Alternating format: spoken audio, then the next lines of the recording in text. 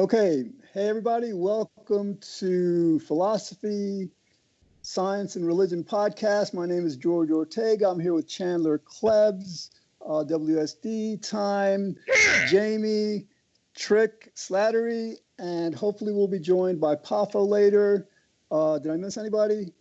Okay, it's all right. Now, this is going to be a kind of like a sensitive topic, and because of that, I'm going to give a somewhat extended introduction. Basically, the topic is whether men or women have done a better job at their evolutionary roles. Okay, and I'm going to explain, eventually also why it's important, why it's not just an academic question to understand this. All right, all right, I'll get to what I mean by evolutionary roles later also, but just as a personal note, I'm really the opposite of a misogynist. In other words, I've always adored women. From first grade to sixth grade, I had a crush on this one girl, and I think in junior high school I had another crush. I think part of the reason is because, by temperament, I'm an artist. I used to be an art major in college. That's not where I eventually went. But, I just find women very beautiful and interesting. There's an expression that I learned maybe 10 years ago. It's people often confuse beauty for goodness. And I think I was very naive in that way for a long time. I mean, women, I like women. Women, I think, are perhaps more moral than us men. But anyway, I just want to and the other thing is I've actually done some, hopefully substantial. I mean, this back in the mid 90s, I believe, I took it on, I promoted this idea of gender balanced government. There's a few governments that had tried this or proposed this or had this as part of their system of governance. And basically it's the idea that, I think I collected a couple of thousand emails. I just scoured the internet for women's studies professors, what else? Sociologists, different things. Anyhow, and I sent them this report. And the idea was that, in the Senate, in the House, state legislatures, across the board, local, state, and federal government, it should be 50-50 gender balanced. For example, if there's one senator who's a male from one state, the second senator has to be a female, vice versa. And the other thing I want to relate is back when I was Orthodox Jewish in the mid 80s, there was a teaching that I came across, and the teaching was that when the Messiah comes, the world is supposed to be run by women, and I always appreciated that. In other words, the idea of a world run by women, to my mind, would be a much more compassionate and happy world than a world run by men as it is now. Okay, so that's my basic position. So there's no understanding. But here's why I'm presenting this. I somewhat agree.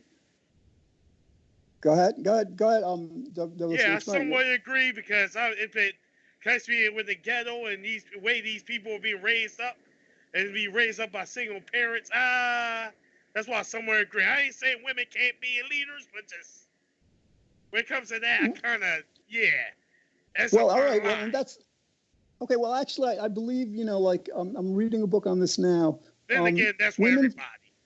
Yeah, women, for example, now they outnumber men in medical school and law school. They get more bachelor's degrees than men. They're really excelling. However, they're not at the top levels of business. And according to this woman who I'm reading her book right now, it's one part of it is that far fewer women aspire to leadership roles than men. So in other words, you might have 3% of women wanting to be the CEO of a company, whereas 70% of men might. But anyway, all right, the reason this is important is because, we find ourselves not caring, for example, about the plight of animals, basically we just we're so cruel to them. We virtually torture them in factory farms. We don't seem to care about the future generations. we're not all that happy.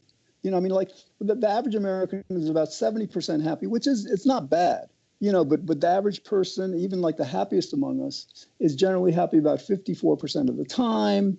And you know, and I mentioned that to kind of like to suggest that I think the happier we are as a species, the better, the more moral we'd be. Because, like, you know, if happiness is really what we want, if we're happy, you know, we're not gonna be as cruel. And so, all right, so now to the gender role thing. My primary fields over the last several decades have been psychology and sociology. And in sociology, you know, throughout the 30,000 year, let's say, span of the human Homo sapiens, you know, the modern man, there have been roles. In other words, like, because of our strength and our aggression, you know, interestingly with aggression, the difference between men and women is greatly exaggerated. We're much more similar to women than we're different. But the one major difference is men are much more aggressive. So anyway, because of our stronger size, you know, our aggression, we have our role in It's also because of our hormones too that makes us aggressive, George. Is that what? It's also because of our hormones as well. Remember testosterone. Yes. Thank you. All right. So, like, because of, you know, how we're biologically made, you know, our role has been to provide for and protect for the family initially, and now, you know, I think in our modern world, for civilization. In other words, we, you know, before we were protecting the family from wild animals, and we had to kind of like secure the livelihood of the family in terms of food, shelter, clothing, all that stuff. Okay, the role of women historically, traditionally, and it's still, for the most part, it stayed the same. I mean, there are women who work, and there's stay-at-home dads and stuff, but primarily it's basically the case where women historically have been the nurturers. In other words, like, sometimes women are described as social police people. You know, like, they will gossip if somebody's doing something wrong. You know, their job has been to uphold morals. Basically, I think their job has been to make life better, to make us human beings more human, more kinder, more evolved. I think, you know, I think they are more evolved than us guys. You know, like, you know, they have, I think they're more attractive than we are in a certain sense. And, you know, and, you know, like, they have less hair, whatever. I think that, like, as a, you know, that they are, but all right, so fine. The thesis that I'm presenting is that even though women, I think, are, you know, a bit more evolved than men, I don't think they've fulfilled their role as well as we have.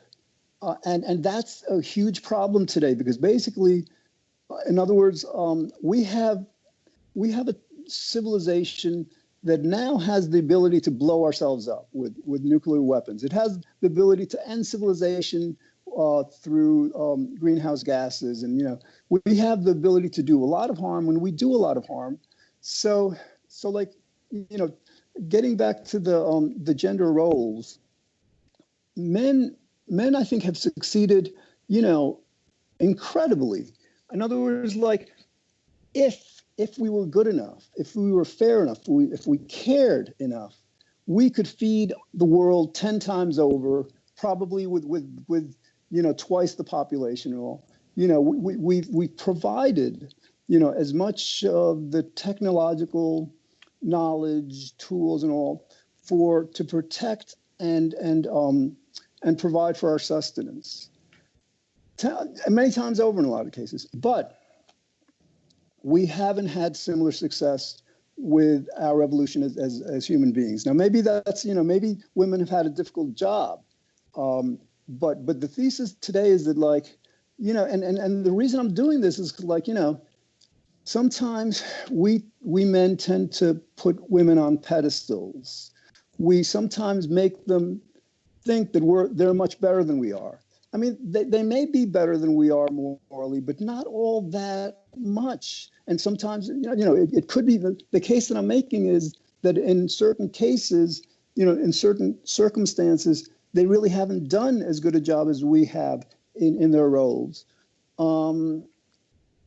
Let's see. So basically, yeah. So to the extent that women kind of like think, yeah, men are the problem, and we suck and all, and look at Donald Trump and all, then that might make them feel better. And we may not want to challenge them because a lot of men are shy to challenge women in issues of morality. But again, like for example, like let's take veganism, vegetarianism versus carnism, right? I would imagine among the genders, it may be 60-40, who knows? Maybe like 60% of the vegans, vegetarians are women, 40% are men.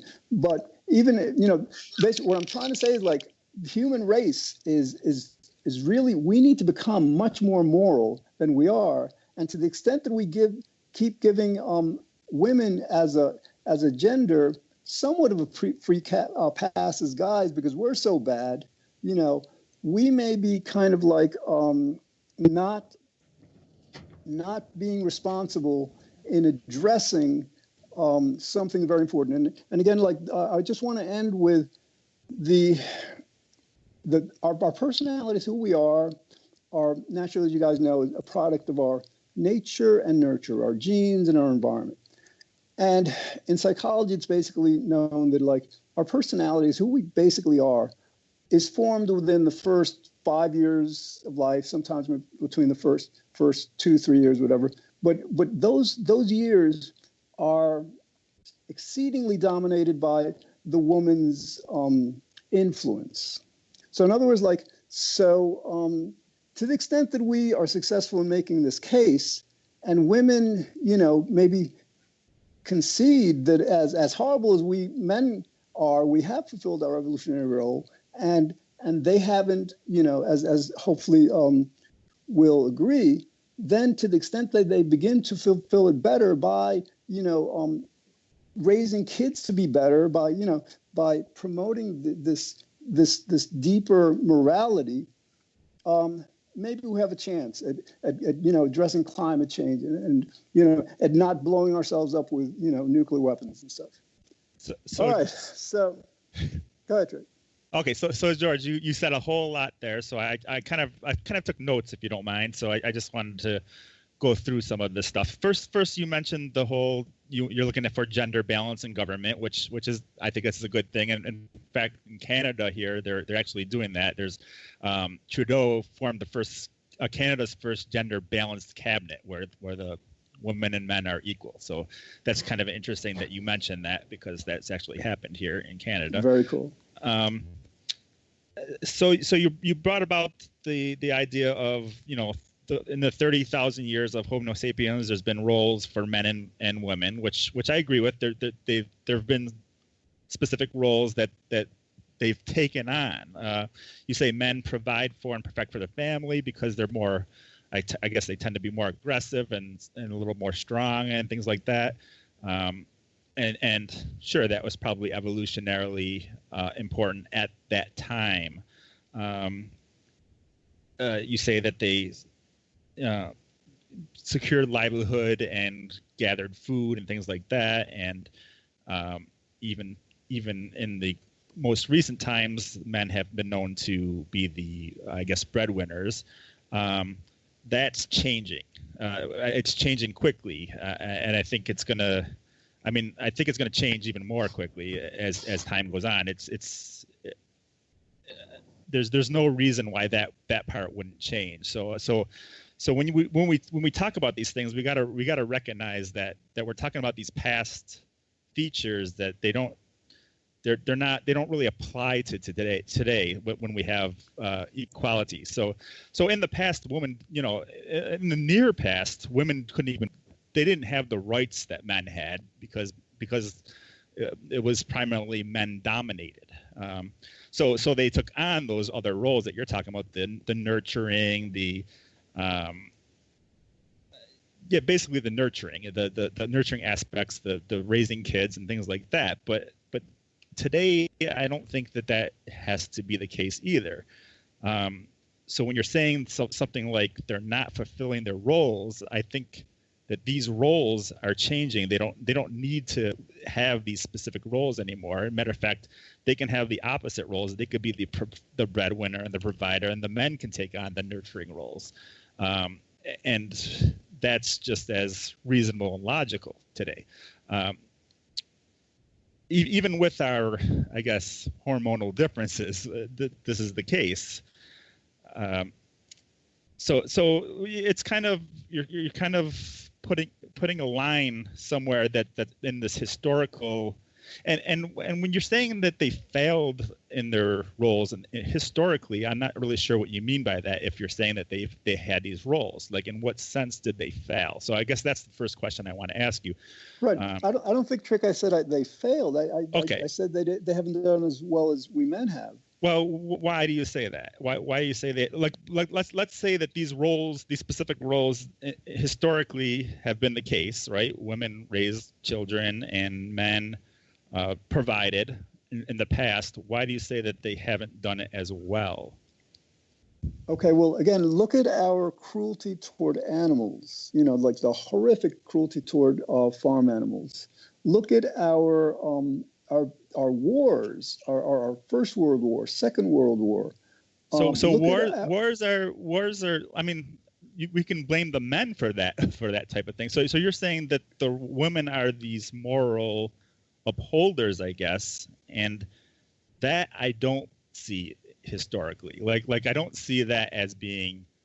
As a matter of fact, most laws in the past were made by the male-dominated society, basically. So they were the moral upholders, not the women. The women nurtured and things like that, but they abided by what the men told them to, basically, at that time. Right. Trick, to understand my point better, again, consider that, throughout maybe 29 and a half or so of the last 30,000 years, women have been predominantly the nurturers of young children, from birth to 5, whatever, and this is the time where our personality is molded to a great extent. I find like we're born as men a bit more, certainly more aggressive than women and all, but in other words, like to the extent, for example, you're saying that we men create the laws, absolutely, but we create laws based on who we are, who we were raised to a great extent to be. So in other words, like looking to the future, if we want a world where men are making fairer, kinder, more compassionate, better laws, we have to start with raising fairer, more compassionate, more moral toddlers, very young children. Yeah, but I'm saying that the actual standard of morality wasn't set by women. So at least in the past. Now things are changing. I'm saying like the standard of morality was based on religion and all these political ideologies that arose at the time.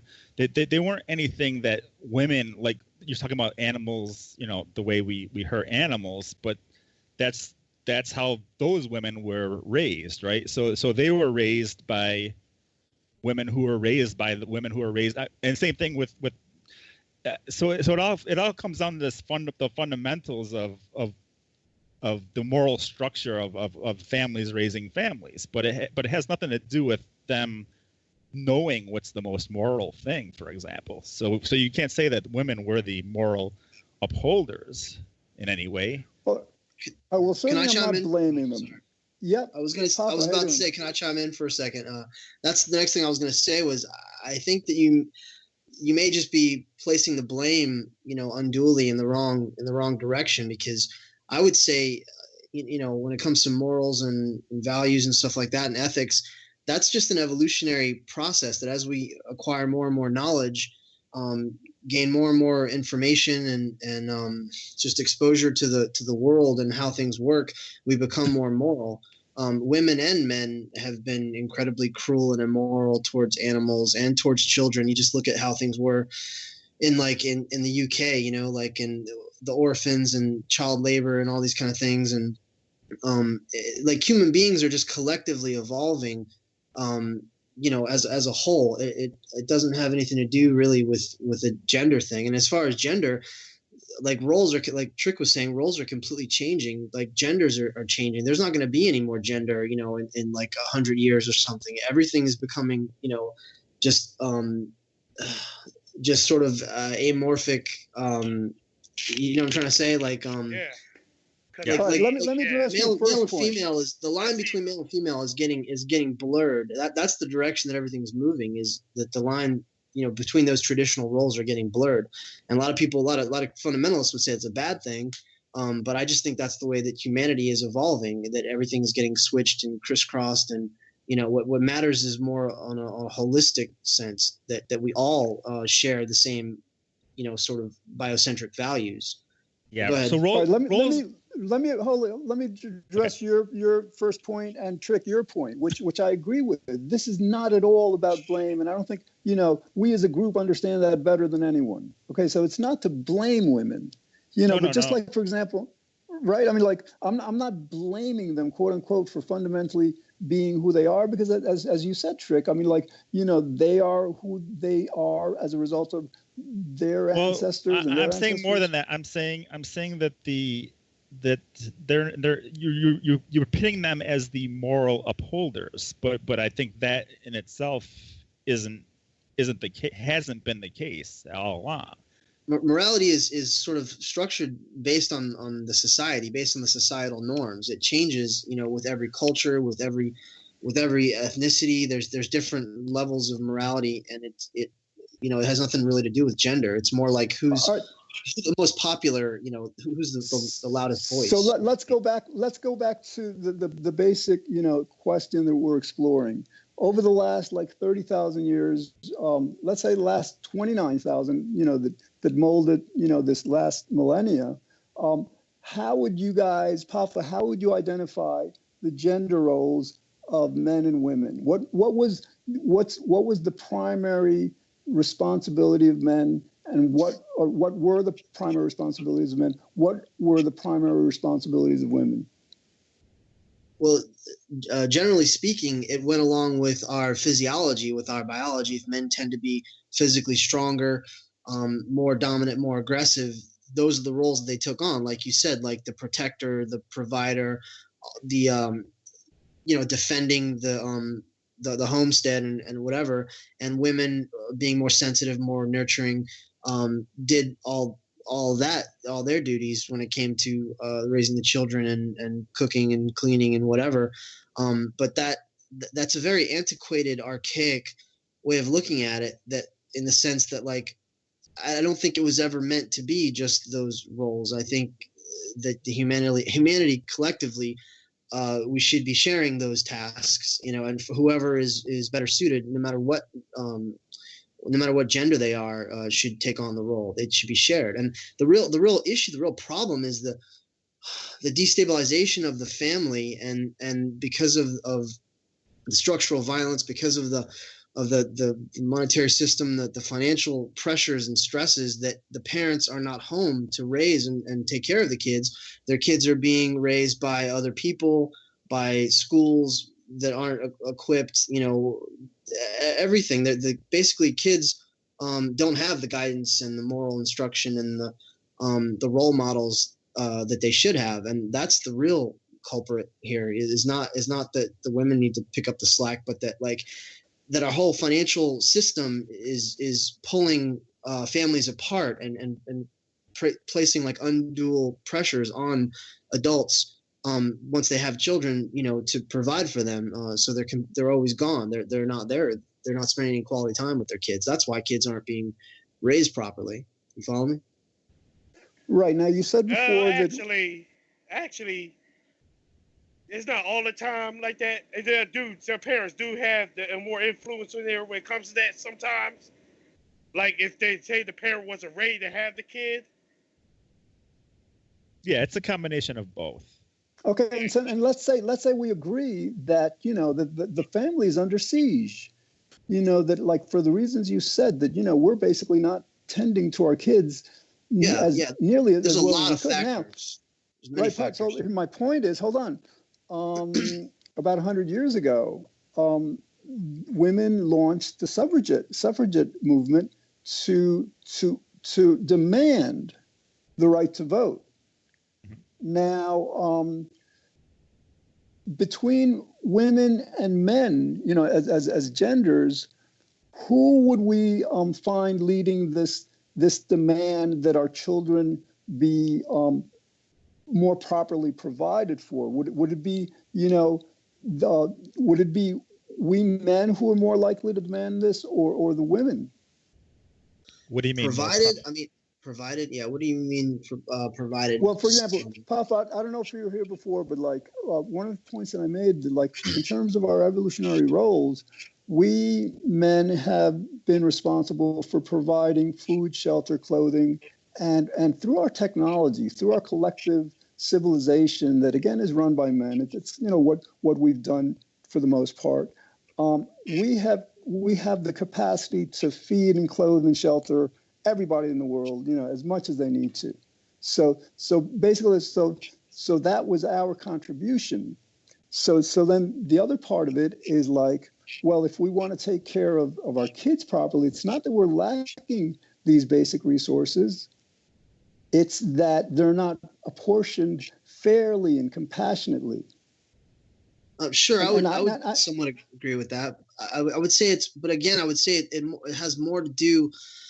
The destabilization or where things are falling awry has more to do with the way that the advancements that society is making. I mean, first of all, this is a difficult subject for me because I'm also, as Trick, an anti-natalist, and I don't think that we should be reproducing at all or having kids. But once the child has been brought into the world, then we need to love and care for them as best as possible. And I think the greatest job that there is to being a parent. Like bad parenting is the cause of all the evil and violence in the world, in my eyes. So it's absolutely the most important thing. Exactly. Is, parenting. So right. If you're asking me what makes a good parent, or what makes human beings, why are human beings being raised without ethics and morals and values? I believe it has to do with the direction our society is going, not so much with our genders, with the gender roles, or male and female not fulfilling their duties, but more of the whole of society. In that kids are much more intelligent now than they were even 10, 15 years ago, much more tech savvy, but much less sort of character, identity. Everything has been lost in terms of like a sense of just a solid foundation, a sense of identity, a sense of self-worth. It's continuous seeking of validation and reinforcement from external media and whatever it might be, through Facebook, through social media, validation through relationships, through everything's external, superficial things, their appearance, their, the way they dress. I mean, it's always been like that to a certain extent, but it never more so now are we living in the most superficial and shallow, empty kind of, in terms of character.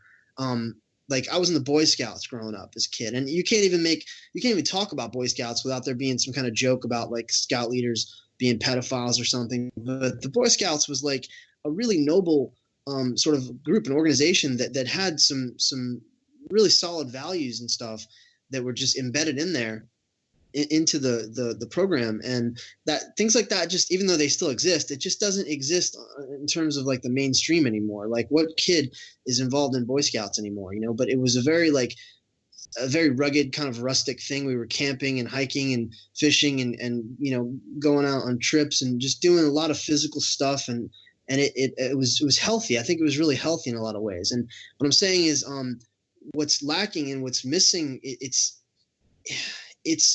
it's our character and our personalities and our focus and our interest and our attention are on completely different things. It's on making money. It's on materialism. It's on, buying things. It's on providing stuff, but not on the relationship, the actual relationships between the parent and the child.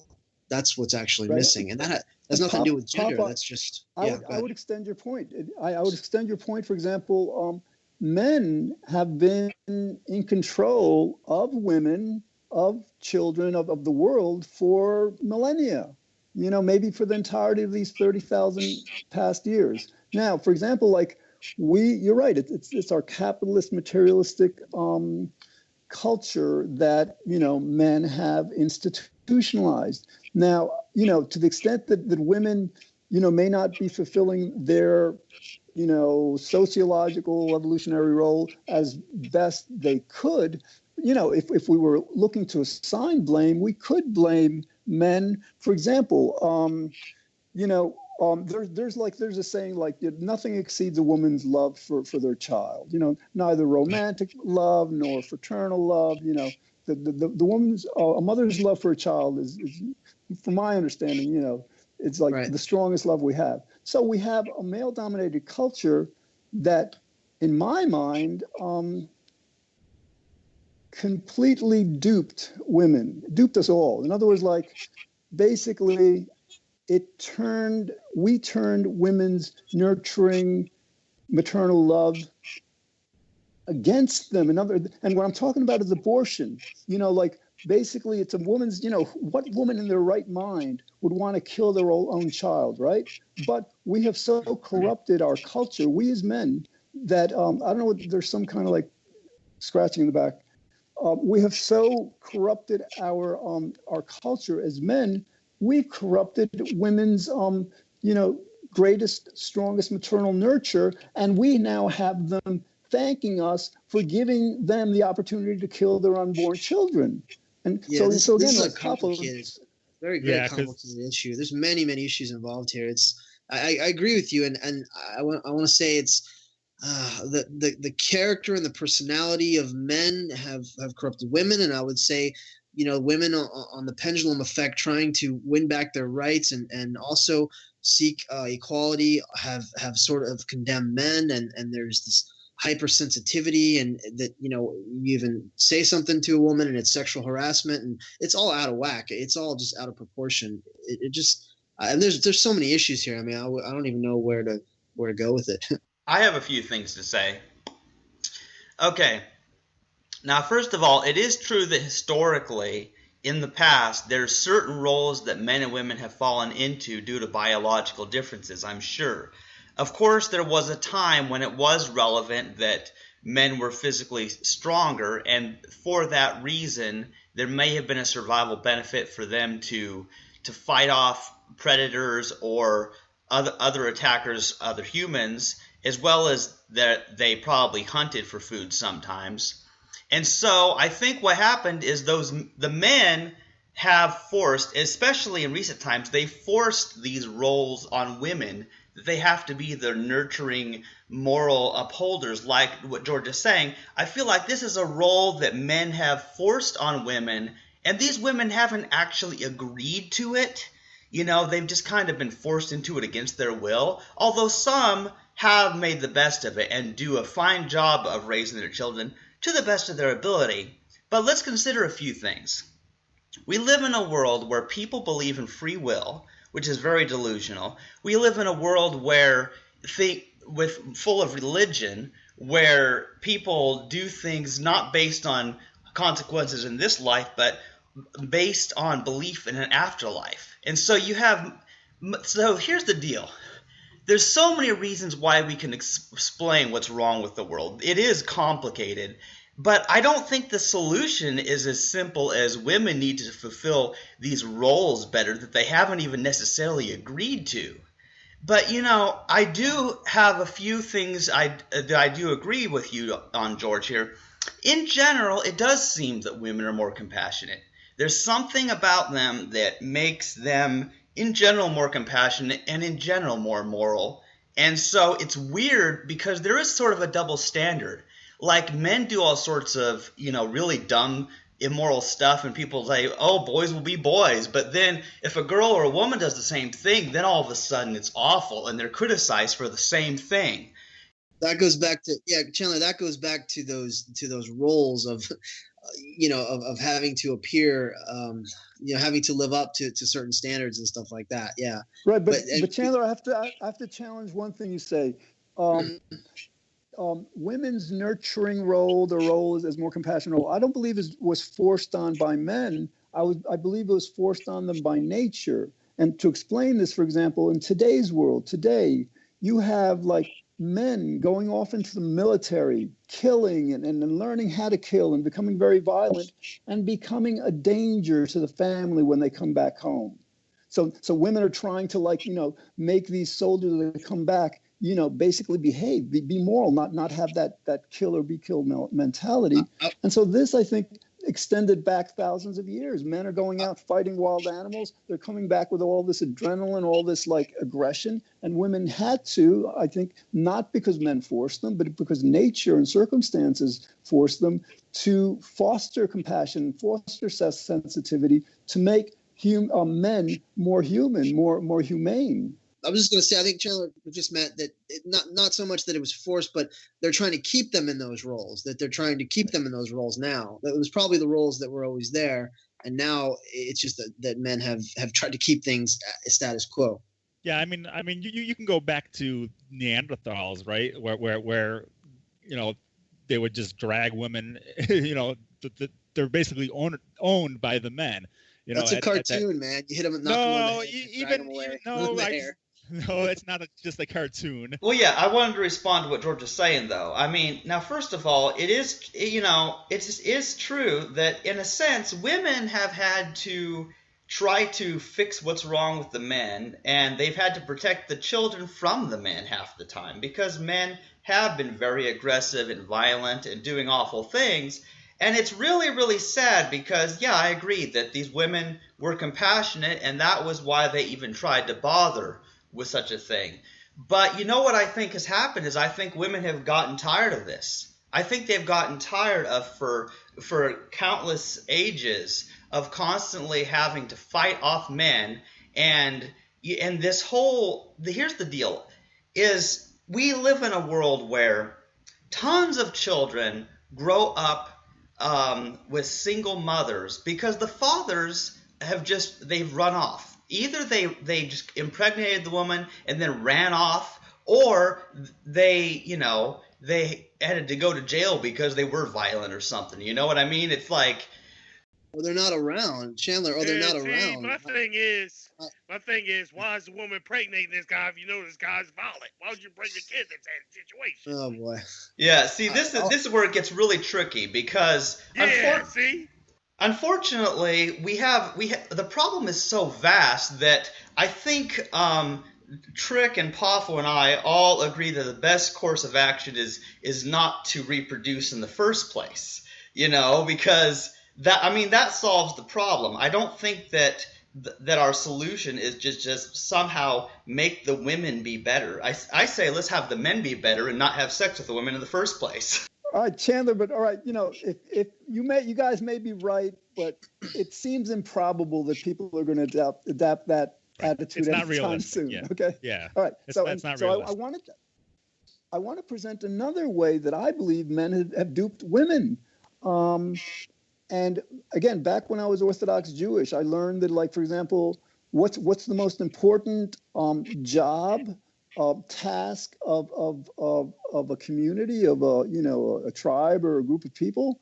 And in ancient Judaism, it was education. And my teaching, what I learned was the Jews were a nomadic people. They traveled from place to place.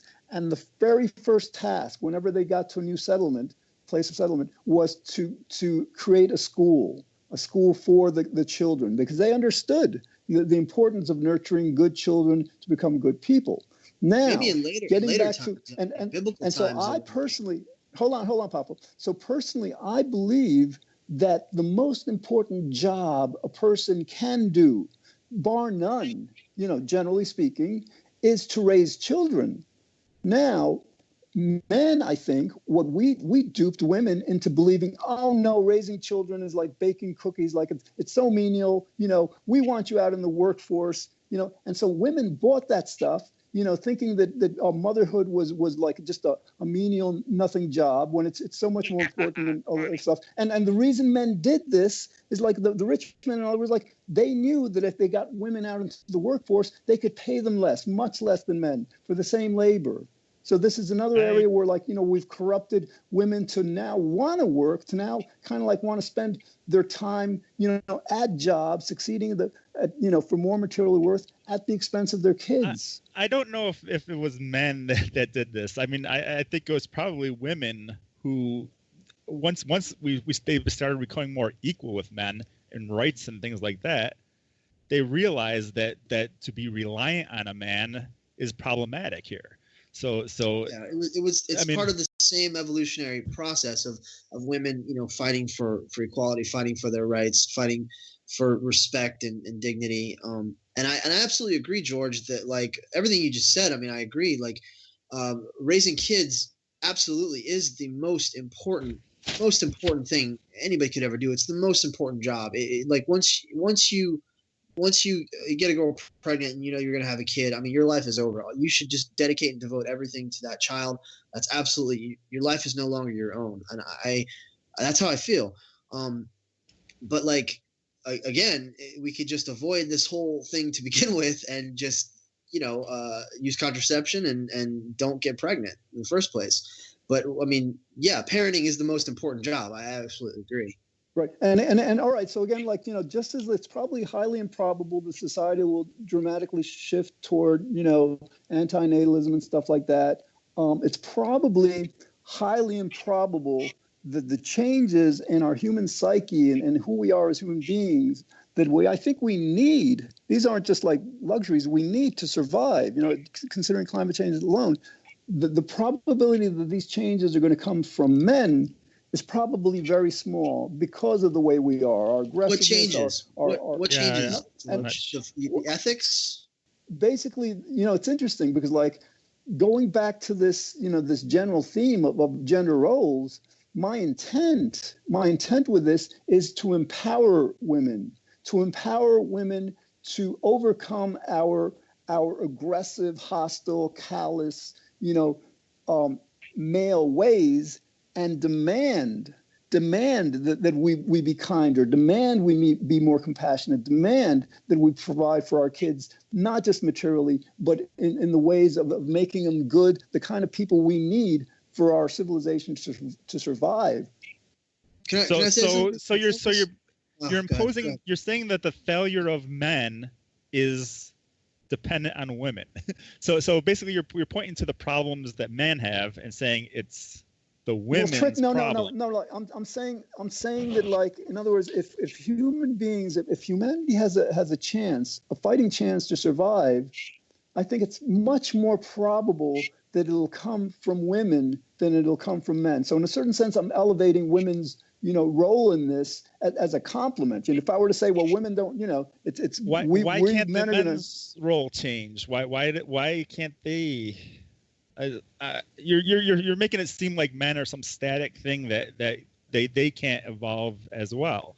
Well, I say human beings in general need to evolve, male and female, and hermaphrodites, and every other kind of person that there is, like just needs. Right. Why do I single women out for this? Again, we have to go back to basic psychology, basic child rearing. The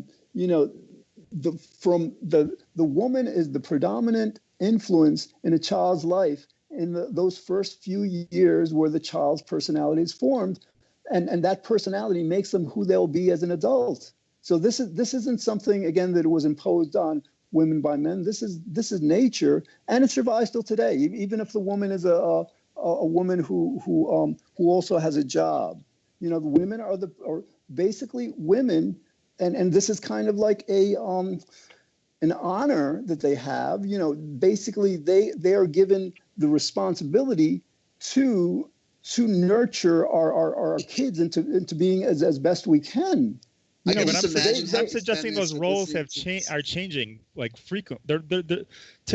the way it was 50 years ago compared to today is an extreme difference regarding who is the caretaker of the child. I mean, it's night and day difference from 50 years ago. Well, Trig, no. In other words, like if you would Google like the percentage of stay-at-home dads, I doubt it'd be over 10%. Yeah, I still feel it should be done by both parents, but yeah. And one problem is, we've because of our materialism, because we men, are not satisfied. Maybe women are at fault for this also. Again, nobody's at fault fundamentally. But in other words, for many of us, people who don't need two incomes, the woman still is out, in the job, just making more money because people want McMansions and 3 houses and all this stuff. That's materialism. That's the structural violence. That's the imposition of society that it's imposing. It's changing the value structure. It's changing where our attention, where our focus and our energy lies. Can I say something, George? I agree with the spirit of everything that you're saying, and I know that it's coming from a good place and that you want to see things get better. But honestly, I think this is an antiquated argument. I think that this is almost like attacking the symptoms, and what we need is a restructuring of our society, on a grand scale. I'm saying we need to rethink how we're living. All of these concepts, these ideas. Oh, we're supposed to have kids. We're supposed to get married. We're supposed to do this. We're supposed to do that.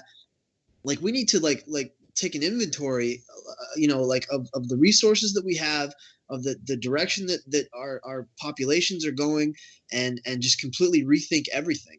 I have just a totally different take on this, and I could talk about these things, but I almost feel like this is just right. Well, hold on. Basically, yes, I would agree with you. It's not the whole problem, the whole solution to the problem. So let's I think we've talked about the gender roles enough.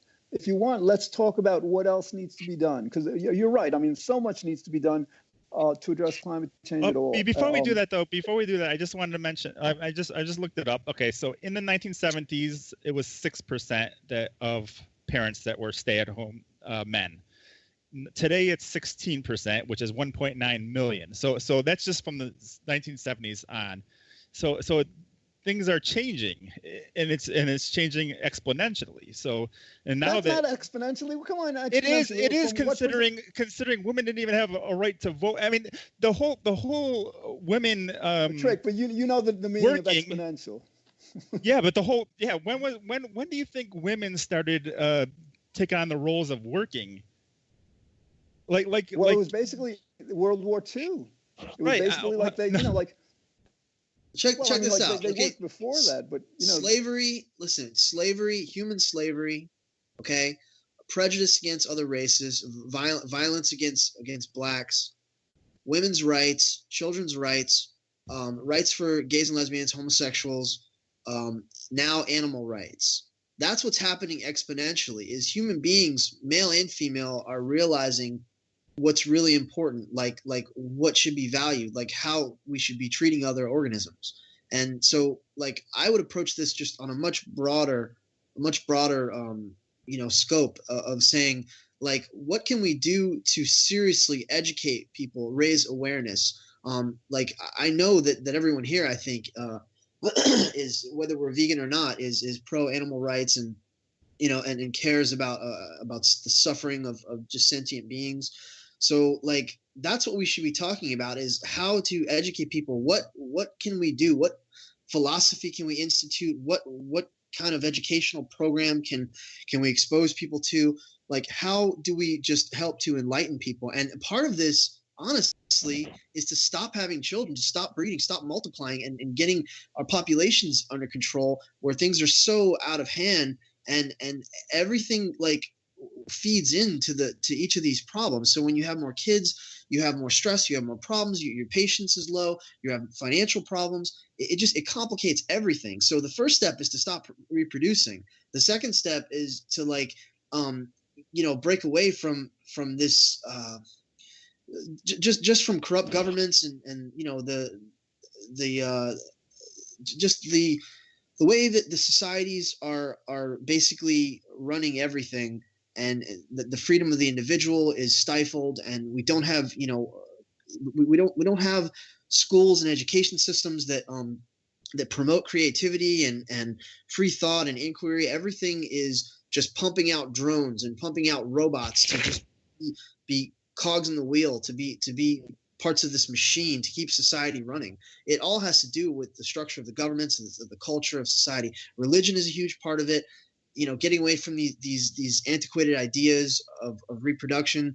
That was necessary back then. That was necessary in ancient times when we were struggling against the elements, when we were fighting to become a society, to become a more dominant species, and we didn't have the technologies that we have today. So everything is just completely different. We have to look at things based on where we're at right now. That's all I'm saying. Yeah, in other words, rather than try to fit women in some role where they fit into the structure, let's just change the whole structure, because the whole thing's just wrong. Yeah, but we got to also have to look realistically. So I agree with George on this. Like I'm an antinatalist, but at the same time, I look at Plan Bs because I recognize the psychology of the masses, and I don't think we're going to change certain ones very easily. So, and let's look at us fundamentally, guys. In other words, like fundamentally, beneath the level of nurturing of our environment, creating who we are, is the biochemical brain. In other words, like there's some of us where our mechanisms for empathy don't work that well, so we become sociopaths or psychopaths and all. So there's this morality component that's biochemical within us, and one solution could be that just as we have antidepressants to make people who are not that happy, who are actually maybe depressed, less depressed, maybe even happy, I think it's not beyond I think it's quite theoretically possible. Going back to the bliss pill, right? No, Poffo. This. What I'm advocating for now is not a bliss pill, a morality pill. That find what the mechanisms are that control our morality at the biochemical level. Well, you can't have a morality pill, but you might have an empathy pill, but not a morality pill. So maybe you can equate the two. It's practically the same. Can you see how this can be manipulated though, so that here's a pill and it'll help you think straight and see straight and do the right things. Well, who's deciding what's right and wrong? I mean, that can be another form of control. Well, I mean, for example, let's say we take the example of like our treatment of factory farm animals.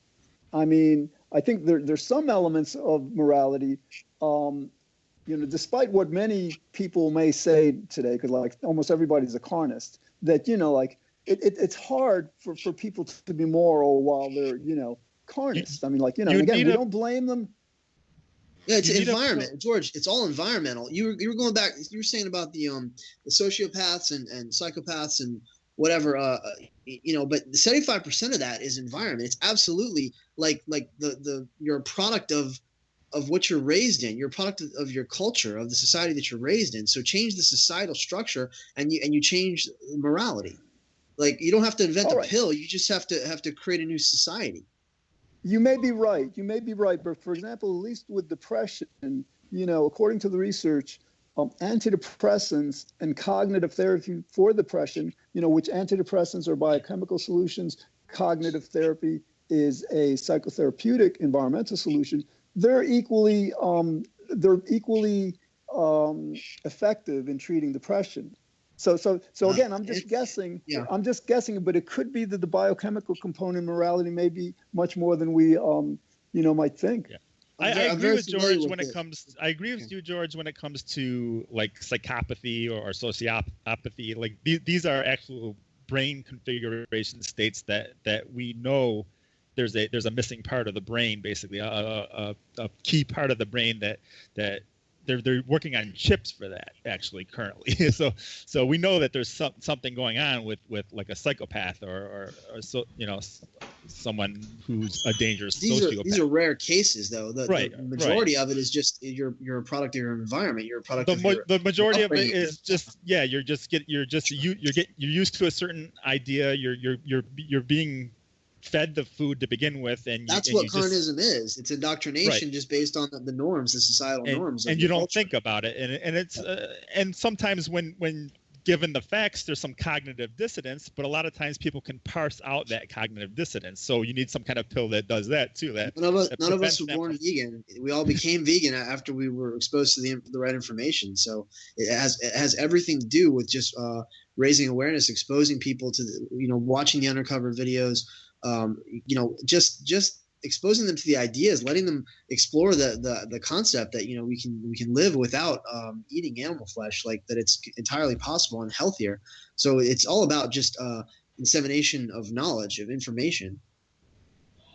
All right, so if we go with the environmental approach, what do you guys think? Should it be across the board? Animal rights, gay rights, children's rights, women's rights, or are there some issues that would help people, help people's morality evolve better than like addressing them all, equally? Stop breaking it up into all these categories. Stop sort of segmenting and compartmentalizing everything, and just say to respect and honor life, to respect and honor living beings, living organisms, like to make life our priority. Not, you guys should understand this by now when I say it, not like life at all costs, extend someone's life that's miserable and diseased and in pain and suffering, but the quality of life, like the experience of life itself, to the organism, to the individual, that is the most important thing. Like just teach love and respect for animals, human beings included. That's all you need to do. Like that is the foundation for everything. Like, well said, but it's easier said than done, right? So we know that someone raised slaughtering cattle isn't going to have that association, and you can say to them, "Look what you're doing to the cattle." And it's going to take a few generations. Yeah. It's going to take a few generations for the people who've been indoctrinated, inculcated to die off, and for the next generation, to rise up and become the leaders in society and move everything in a more benevolent and compassionate direction. Yeah. And this is what we see. We see a progression. Like at one time, slavery, people, they thought it was okay. Right. And today, most people, at least, well, except for certain third world countries, most people don't think it's okay. Right. Humanity as a whole is not, I want to say, I always say as a whole, we're evolving, but like societally, culturally, we're not evolving all at the same time. Like it's kind of a mismatched, like obviously some regions are more advanced than others, but but with more information, with more and more people, especially those who have access to technology, who could spread that information through media, that they have the resources to go out and educate, then it makes it easier. Yeah. And this brings us back to the original topic of sex and or female male roles, which I think because of this progression that's happening, those lines are blurring. We recognize that we can just blur the whole idea of roles and say men should have the same roles. There's no reason men shouldn't have the roles that you're saying women should have, and vice versa. Women can have roles that men have. I was at a ramen place the other night, and it was like, what was it? There was a sign on the bathroom, and it just said all gender bathroom or something like that. It was like, person bathroom. I can't remember what it was, but it was something like that. It wasn't male or female. It specifically made the point to say this is in every gender bathroom. Question. Was it one toilet in there? It's like for universal. What? Yeah, WSD? back. Yeah, WSD back. Was it one toilet in there? I think so. Back a couple of decades ago. I don't know if it's still around, but a couple of decades ago. Yeah. We had gender equal whatever co-ed dorms, college dorms with co-ed bathrooms. I don't know if that's still around, but we are definitely moving in that. Moving in that direction. Because of money, because of the monetary system, what happens? Like everything that's sexuality becomes, exploited, and it becomes used, and it becomes sort of propped up and idolized, and in America especially. I mean, in the West, it's just like, you know, everything is sexualized. Every single product, you know, everything is associated with sex, and, you know, basically, you know, feeding off of our biological imperatives or our biological inclinations to make money. It goes right back to that. The real evil in the world, I've always said this, you want to change the world overnight. Stop people from reproducing, get rid of religion, and get rid of money. Those three things cover every single problem that has to do with ethics, morality, every corruption, everything you guys have ever talked about on your show came from those three things. And if you could change those things or limit those things to some degree, you would have a revolution. Preach it, brother. Yeah. Think about it. Just think about it. Every single problem can be traced right back to that. It all stems from those things. Bad parenting, people doing, you know, evil things, like basically compromising, giving in to their you know, their lesser natures because of the stress, because of the pressures that they're put under to make ends meet. Or, as you said earlier, Chandler, delusional thinking, being taught things about an afterlife, about a supernatural world, about you know, invisible spirits, and you're burning people alive, and you're stoning women, and you're cutting the heads off of little girls because of what a holy book says, because of your religion, because of what you believe about a supernatural world that doesn't exist. So you run for president? And I've been talking about this stuff. You should. You know, Yeah, I know. I appreciate that, guys, but I mean, it's because I've spent a really long time thinking about these issues. And it all goes back to that, man. Like, get rid of delusional thinking, get rid of this this necessity. We're the only species on this fucking planet that has to pay to receive our bread, to get food. You know, there's fruit trees everywhere. No, wait, Poffo. Whoa, I got to challenge that. Other people. What? Go ahead. Yeah, no, Poffo, I got to challenge that. In other words, like, we pay, in other words, like, somebody might be a carpenter, they build houses, and they get, like, money, which is a medium of exchange, to then buy food. But, like, you know, hundreds, thousands of years ago, people had to go out and you know, dig their own food. So it's just a different kind of work. No, I'm saying, right, it's devolved, it's changed. It wasn't always like this. I'm saying the system we live in now, it wasn't always like this, and it won't always be like this. It's something that we've imposed on ourselves. Like, this is it's a ridiculous construct. It doesn't make any sense. Like, money is it doesn't exist. Like why do we value precious metals? Why are they precious? Like, gold is the weakest metal there is. It makes no sense. Like yeah, it's heavy. I don't know if it's evolved though. I mean it's evolved, but it's not the best system right now. It evolved for convenience. It evolved for convenience since the Templar Knights to as a means. I'm just saying we're a lot more comfortable than they were in the 1800s. Okay. So you've got those advancements. You've got those advancements in technology, and we have the conveniences now. And I agree. I love running water and toilets and a washing machine, and you know, I appreciate all that stuff. So you're making a trade-off here. Grocery shopping, right? You can go to the grocery store and pick up your food, right? There's a way to find that balance where you can have access to these resources and you're not having to pay the middleman, like George was saying, so that you end up becoming a slave. You become a debt slave. You become a slave to the utility companies. We're talking about freedom. If you want people to progress and evolve and reach their full potential, they have to have the freedom to be able to think clearly, to be able to breathe clean air, to be able to, not have to worry about the quality of the water and the whatever the dangers, the corruption, what their kids are having to face when they go to school and stuff, because you're in an urban environment that's just a hellhole, a prison. So now that we've evolved the technology to have all this stuff, you're right. We have to get out of this because our technology, our ethics and our morality have not we've not evolved ethically and morally in step with our technology. We're so far advanced technologically. But it's our technology that's going to get us there. It's I mean, we don't want to devolve into our technology.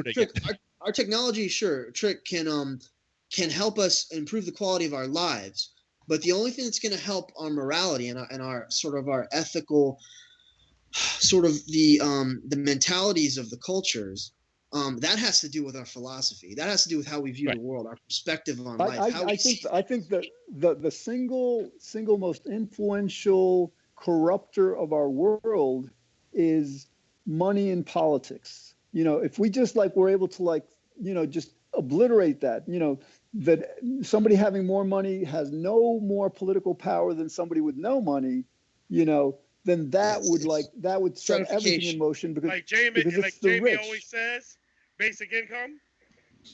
Right. It's the rich. It's the corporations who corrupt. They corrupt all of our morals. So let's get to the core of that, George. What are we talking? We're talking about allowing ourselves to be led and governed by other people. We're allowing, because of the conveniences now that they've given us, government. Okay, we allow them to rule over us, and we're not. Well, no, I wouldn't go that far, Papa. Because Papa, government, democracy, as it's intended, as it should be, is we are the government. So in other words, if democracy, if government is fair, if it's democratic, then yes, I think it serves our interest, our collective interest better than any other system of order we've established so far. Certainly better than monarchy. But again, it's the money. We're not self-reliant. That's the problem. We're not self-reliant, and we have this this invisible construct of money that's in the way that if you take that out, the entire power structure collapses. Like everything is predicated on the financial institutions, on the centralized banks. All we have to do is stand up and say no. Stop paying our taxes. Civil disobedience. Do exactly what Emerson and Thoreau taught, and go against the status quo and the norms. Stop the demand. Okay, for example, stop the demand for meat. Stop asking for it and ask for something else. Ask for vegetarian, for vegan options, and they'll provide for it, man. The fast food places, they're all switching to vegan vegetarian patties and stuff like soy burgers and soy patties and stuff. So all you have to do is collectively reach a critical mass. There has to be a critical mass of enough people demanding something, and then the powers that be they'll have to conform. They'll have to comply. Like we're in the majority, they're the minority, but they've structured it in such a way that we're blinded to that. We don't see our true power. We don't see the potential that we have. I mean, watch any movie about revolution, the V for Vendetta, and you see it's a perfect metaphor for what we all need to do. It takes an entire mindset. Go ahead. Go ahead, Vic. It takes an entire mindset shift here. So I agree. There's so many people that have this, I guess, free market mentality, which is very problematic here. They think that they're more deserving of whatever they get because they've earned it. They think that these imbalances of wealth and things like that are justifiable. So free market advocates think that any government involvement to try and address poverty is somehow an attack against freedom. Right. So that's part of the problem. So if you just take away money, there's these people who are still going to have these mentalities of, well, what I do, my productivity means that I should be getting more. So you have to actually start from the base and change that mentality before you can change it. Get out of we're talking about philosophy. We're talking about that's where our work on free will comes in. Yeah, I agree. The illusion of free will is the foundation of that. That pride that I earned this. Yeah. I would call it, from my perspective, George. I've always said I would say it's the stratification, the disparity between the rich and the poor, the haves, the have-nots, the lesser life forms. Whether it's a child, the perceived lesser life forms, whether it's a child, an animal, like cattle or animals in agriculture, stuff like that. Like it's the idea. Somewhere there's a meme that says that the idea that some lives matter less is the core of everything that's wrong with the world. That is all right. In terms of changing things, what do you guys think of the idea of personality in this? In other words, do we need an anti-Trump? That somebody who is as good a person as Trump is as bad a person. Is that even possible? Really... Do you know what I think? Do you know what I think about this? I'm thinking about Bernie Sanders. No. Listen, he's not going to be able to get up there. Do you know what I think? I think that what he's doing, well, it can go either way. Everybody can just fall into complacency, or because Trump is so bad, because he represents so much of what we've worked so hard to overcome, evolutionarily speaking, in a societal sense, I think it's the human spirit. I believe that collectively people, it's bringing out the best in people, because he's like the Antichrist. He's representing everything that we hate. So it's making us like kind of dig in our heels and care more about all the right things. Does that make sense? I agree with you, Poffo. Shift. Absolutely. I've seen like this movement that almost like in a weird strategic political sense. He's like, I'm like Batman. You know, I'm not the president that Gotham wants. I'm the president that Gotham needs. You know, he's gonna make everybody stand up and become more moral and fight for all these issues, because now it's on the line. You know, it's like we're watching our rights and our freedoms being, stripped away. And it's not, and even though they've been, it's been happening like this whole time, especially with Bush and everything. But now that you have a figurehead, now that you have sort of a representative of that, like an iconic figure that represents everything that we're against, it's going to lead to revolution. It's creating like a backlash, is what I'm saying. And if we could collectively organize, put aside all of our differences, put aside all the distinctions, and just say we care about life. We care about the quality of life for human beings, for animals. We care about the planet. We care about the ecosystem, the environment, the biosphere. That's what matters. If we could all collectively unite and just care about the earth, and that includes everyone on it, then we can win. Because everything that we see that we think are the source of corruption, those are just reflections. Those are just like symptoms of the problem. They're just like what's on television. Do you really think that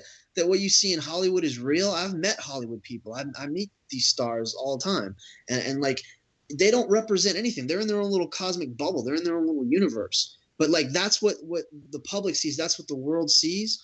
So like they think that like Hollywood represents something, but it doesn't. Like these people are just as shallow and superficial, and they have all these problems. So I'm trying to say the same thing when it comes to politicians, when it comes to political leaders.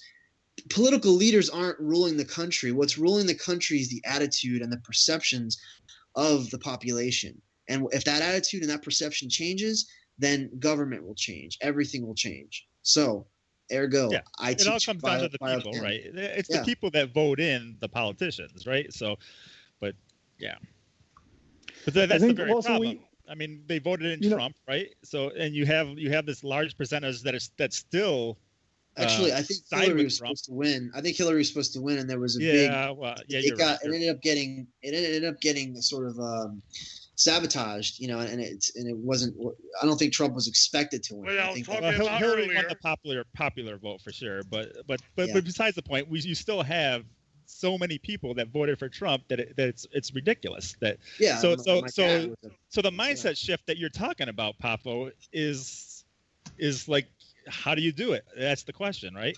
Let me address that because I think one of the problems we have as humanity, and it's a problem we've been addressing over the last several years with our free will work, is that the vast majority of people are really bad at critical analysis. Their logic is very weak. They just can't. They don't even understand causality.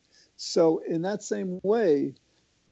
Our problem is morality, that basically we're not moral enough. And just as we use the free will, issue to teach people how to think more logically, I think we have to focus on specific unfairnesses, specific immoralities to communicate. Now, to my mind, there are three immoralities that far outweigh in terms of how immoral they are all else.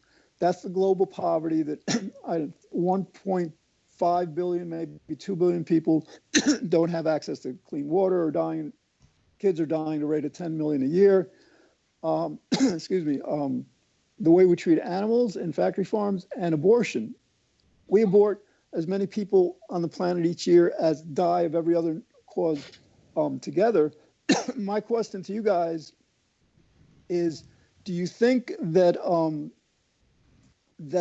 keying in on what's the most unfair part of our planet would be beneficial? George, every one of those problems, George, can be traced back to a lack of respect for life. Every I one of those disagree problems. about the abortion one, by the way. Well, that's the thing. To make that clear. Yeah, so Mitch and I both disagree with the abortion one. So even in our group here, we're disagreeing with the fundamental ethical topic. So it's a little more complicated than that, right? And then when we get into animals, people think, oh, well, they don't experience like humans do, even though they don't look at the facts on that. And it's hard to give them those facts. It's hard to, I guess, teach them how, especially if they just don't want to look at the facts. Yeah, and what all you gotta do is watch one documentary, watch Earthlings. Yeah, and see, there's so much that I feel like we've probably all had a lot we wanted to say but haven't gotten a chance because there's so much to be said and so many people who want to share. But what I want to say is that the problem is that the original topic is just like women need to get better, but the problem is we can't even agree on the whole morality. I mean, we as a species can't agree on morality.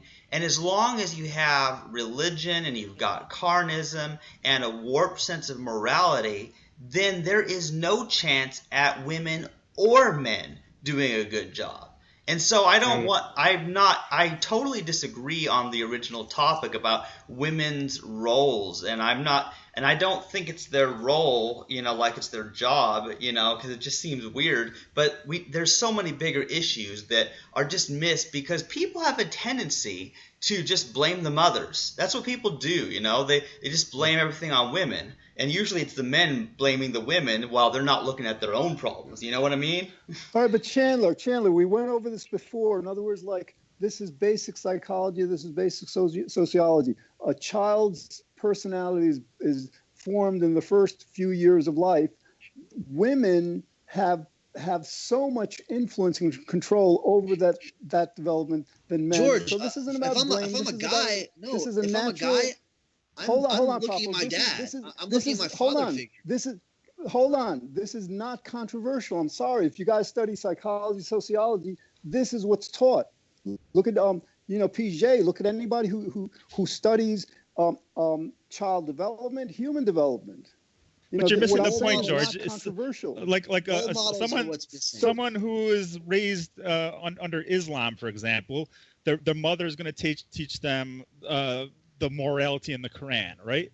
So that's the moral structure that they're going to have. The mother might be the one teaching them, but the mother's belief system is based on this other system that it has nothing to do with. It has nothing to do with gender. It has to do with the culture that the person is born in. But morality extends far beyond laws and then politics. Morality, yeah, we agree about that, George, but you're missing the point, George. You're missing the point. The point is that I'm not denying that women do have influence over their children's development for the first few years. I'm not denying or disagreeing with that at all. The point is those women are going to teach those children, for the most part, to be Christian or Muslim carnists. They're going to be Chandler, you're missing the point. What I'm saying is morality expands far beyond religion, far beyond it. In other words, like the religions of the world all teach, carnism. It's all right to be a carnist. They taught slavery, for God's sake. There's so much of morality that extends so far beyond religion. And then right. Not, but what the mother teaches is what the mother was taught, right? Yeah, we're just saying people, it gets passed on. Everything gets passed on. That's my point, Trick. In other words, the mother was taught by her mother. In other words, if we're going to change the cycle, we're going to end the cycle, we have to have new mothers teaching their kids much better morals. Or stop having kids. But you're thinking the father has no influence on the mother. I mean, I'm not saying that, Trick. I'm saying that this is an established fact that women have unquestionably much more influence on young children and on the development of their personality than men. I'm sorry. Can I say something? I want to take it in a different direction because I don't want you guys to argue because you're all making good points. You're just making different points, against each other. But you wanna reshape society. You wanna create a sane and decent, healthy world. Okay, create an enlightened society. And in order to create an enlightened society as a whole, you have to start small. You have to start somewhere. Start with a small group. Okay, create a small society of enlightened individuals that can then spread out and share their information with everyone. Okay, and give them the resources required. Give them whatever it takes. If we're within a financial system, within the monetary system, give them the financial resources that they need, the media, the equipment, the whatever it might be, and let that enlightened society share their ideas with the world. That's how the Enlightenment happened. That's how every kind of movement has happened. It's reached a critical mass, and then the people who are still under evolved, they either die out in a generation or two, or they have to submit. You end up either conforming, or you rebel. But the stronger, basically, like the majority is always going to rule. The majority is going to win. So let a biocentric philosophy become the majority, and you will have what you want. You'll have an enlightened society. Create the enlightened society. Start with us. And let it spread out, and let it infect and infest every corrupt religious system that's just based on Bronze and Iron Age mythology and all these archaic concepts of men and women's roles and what's right and what's wrong and how to treat animals and who we are as people. Like base it off of the philosophers, base it off of the science that we have now, base it off of the education level that we have right now before we lose it. Like, we're gonna lose it to these other voices who are stronger and more influential because they have better stories. If I can interrupt you for 1 second. I think Trick's point was that, though, although, let's say, liberals, for example, okay, can agree upon a great deal of things, there will always be some issues that are very polarizing that will split us apart in certain ways. Like, Trick was mentioning earlier the fact that some people in this group disagree about abortion or disagree about even free will. I mean, even though most of us of the regular co-hosts are certainly free will skeptics. So, this movement that you're calling for, again, I like it. I like it a lot. But I feel like there are certainly certain areas where we're not united. So maybe you have to find the core elements that unite us. Yeah. I had to go to the bathroom, so I only caught the last bit of that, Mitch. But I think what you're saying is that there needs to be a ubiquitous, universal, like it has to be something that we all agree upon. There needs to be enough agreement that it can create the momentum, and it can have the force and the power and the influence that's necessary. And I'm telling you guys, I've been telling you since I met you, I have it. I already have that, except I don't have a platform. I've been using this show and your previous show as a platform for it, and I've done about 20 episodes with you guys now, and I've been telling you from the beginning that I have it. And if you'll read the material, if you'll listen to what I say, if you'll actually listen to my words, I'm telling you, it gets to the core of everything that's wrong with society, of everything that's wrong with humanity, and exactly the direction that we all want to see it go into. You gotta give me a chance. Poffo, I think we agree that basically it's like we have to value life more and value the quality of life more. We all agree, I think, that that's you that's have a good the right message, thesis. Yeah, but the problem where we are now is how do we communicate that to the masses? How do we use that? How do we teach that to others? This is the miracle. This is the magic of it all. It's already happening on multiple different levels, on so many different fronts. It's actually already happening. All of the movements that are influencing us, that are influencing the world, they're all pantheistic. They just don't know it yet. Every movement that cares for the environment, that seeks to honor and respect the individual and free ourselves from the male-dominated patriarchal society, and bring back the feminine spirit and bring more of the loving, the nurturing. That's Gaia, man. That's getting back to So even when you're talking about this type of thing, obviously there's people in this group, including me, that don't agree with you on that. The whole Gaia theory and things like that. Sure, it's an idea. It's like a metaphor. It's a concept. Like, yeah, I know, but I'm saying, like, even ethically, I think it's a problematic idea. So let's hash this out, Trick. Think about this for a second. I know that you view nature as cruel and harsh and horrible and awful. I agree with you, but you understand that your morality that is saying that nature is awful came from nature. You are nature, like in an evolved form, okay, an evolved manifestation of nature saying killing and lying and stealing and murder and rape is wrong. Like, yeah, I'm a naturalist. Everything is from nature, that's kind of a moot point.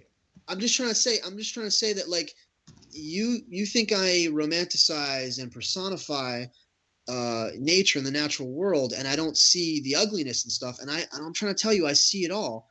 What I'm saying is, like, we are. I'm just saying that they don't need a pantheistic view. They just need a critical thinking view. They just need a logical view, a rational view. They don't need.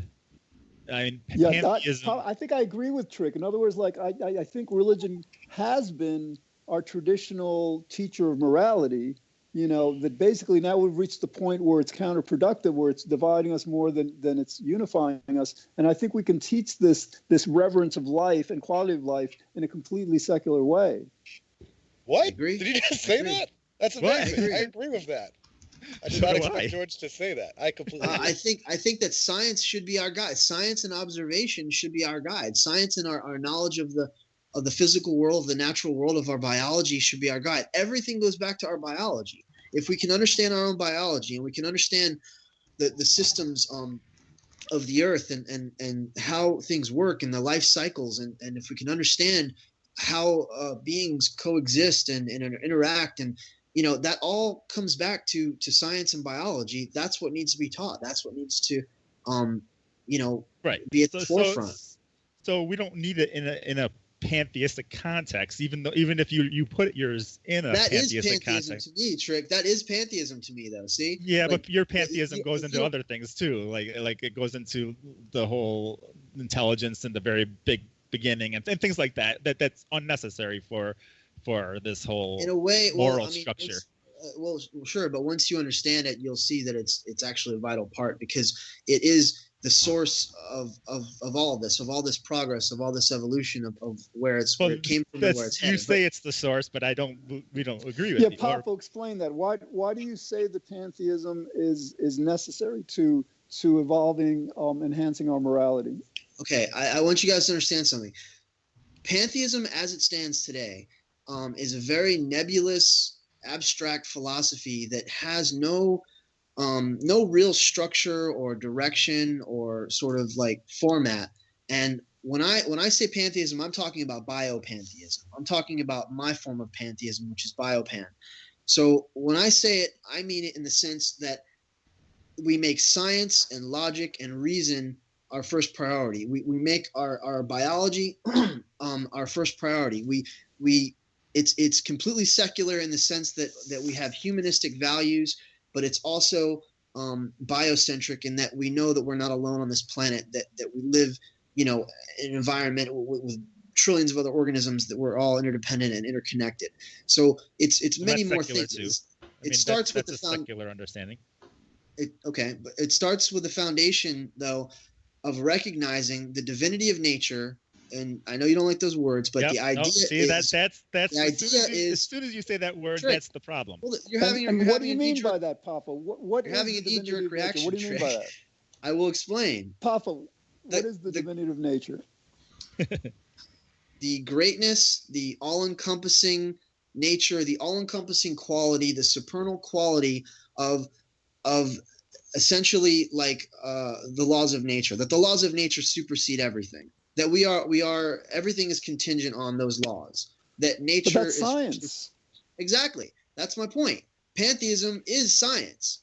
That's not divinity. There's no divinity to the laws of nature. Drake, let me just throw out that word. Don't use the word divinity. Okay, greatness. That the greatest thing is science and our biology and the material world, the physical world, our observations of nature, our study of the sciences. Essentially, that this planet, this Earth, this material physical reality is where our focus, all our intentions, everything should be, in this present moment, on this life, not on a supernatural realm, not looking back to the past, but using the knowledge, the technology, and the skills and the abilities that we've acquired over these millions of years. So use whatever words you want to use, but listen to the actual words that I'm saying. Okay, I'm right. All that stuff I agree with. All that stuff I agree with. I mean, but that's entirely secular. But then as soon as you say that intelligence, like at the Big Bang or whenever, is needed, I'm not gonna get into. We can have a separate discussion about this trip. Oh yeah, I know. I don't want to get sidetracked, but what I want to say is, I'm just pointing out, it doesn't have to be a pantheistic context. It could just be a totally secular context. Trick. That's not even part of general pantheism. That's my pandeism. Okay, so that's not even part of pantheism. So let's just throw that out for a second, because it's irrelevant right now. All that matters is where we are right now and where we're going, right? Where we're headed. We care about the future. We care about the present. We care about the future. So what I'm saying is reverence for life, okay? Reverence for life, care and concern for the environment, concern for the ecosystem, like an awareness of the interconnectedness and a respect. There needs to be a respect taught for the natural processes that govern our lives. And I'm talking about like our biology, like when you get hungry, when you get tired, when you defecate, when you have sexual inclinations, when you have sexual urges. These things run our lives. So let's stop pretending that they don't exist. I'm saying let's go back to the laws of nature. I think it's all about this golden rule that I don't believe it's a religious concept. Whether it's framed in the positive or the negative. Do unto others as you'd have them do unto you, right? Or don't do unto others what you don't want. Right. Yeah, I mean that's what it's all about. That is pantheistic, because it's saying I am like you, you are like me. There's this unity, there's this monism there. We're all one. We're united. We're connected. So if that can be taught, what you're talking about is George. If you're like my brother, or you're like a part of my body, like you're my hand, I'm not gonna treat my hand bad or I'm trying to say, on my foot, because it's a part of me, it's connected to me. So if I see myself as connected to you, I'm not going to disrespect you and treat you bad, because we're a functioning part of the whole. So I don't. Poffo, while this sense of unity may be beneficial, I'm not sure it's necessary. In other words, let's say we see each other as completely separate, right? But let's say I know that the same kind of feelings I have, you have. That's all we need. Right. There is this is called dialectical monism. Okay, dialectical monism means that within this unity there is distinction, there is polarity, but that doesn't mean that anything is actually really separated. It just means that it appears presently right now, it's differentiated and it's kind of scattered and split up. That's what it means. So of course you're way over there, I'm over here. We have totally different life experiences. But our DNA is like 99.9% the same. We're both made of carbon-based atoms. Do you understand? So like it's an illusion. The distinction, the separation that we experience are just sort of colors and tastes and varieties of the same thing. That's what needs to be taught. So if you teach someone that your puppy is the same as the sheep, is the same as the chicken and the cow and the baby, you love and respect life. No, it doesn't mean you love and respect life. It just means you have a concern over suffering. So the suffering of those life forms. That's what I mean. Right, you have a concern over the suffering of those life forms. Correct. Doesn't mean you love or respect life. That's how I define life. Trick is the organisms that represent the experience of life. That's how I'm defining life. Okay. I know, but you don't have to love and respect life. You can say, oh, it's problematic, and that's why you're concerned about the suffering. Let's say I care about the quality of the living organisms, their experience once they're brought into existence. Okay, once they're created and they're brought into existence, I care about their experience of life. I care about their being, their suffering, their pain, right, their joy, their happiness. Exactly. Okay? Yes. So I've got a question. We're on the same page. You just hung up on semantics. But go ahead, George. I've got a question that may be somewhat tangential, but Poffo, the first question is: do you believe that our lives are eternal, And if not, then doesn't, I mean, like, in other words, like we sanctify, quote unquote, we value life, right? But if our lives aren't eternal, if we're like here, this is what you guys were talking about last. Come on, let me finish. Yeah, so like if we're like here 80, 100 years, and we're dead 100 gazillion years or whatever, doesn't it make more sense to value death than to value life? There's a lot of noise going on. Okay, you there? You guys there? Yeah, I'm here. I'm here. Okay. The quality of the existence of the life form, no matter how limited or extended their life is what matters, is the quality of the existence of each individual life form. It's not that we should value death, but we should have a sober, intelligent, logical, rational awareness of the impending, irreversible nature of death. So that's what needs to be taught. People need to be taught to prepare for the end of their lives, but they're not. There's a reason I asked this, and then this, like it may be part of our problem. In other words, like to the extent that we believe, secularly, scientifically, that we're alive for 80, 100 years, and then we don't we cease to exist.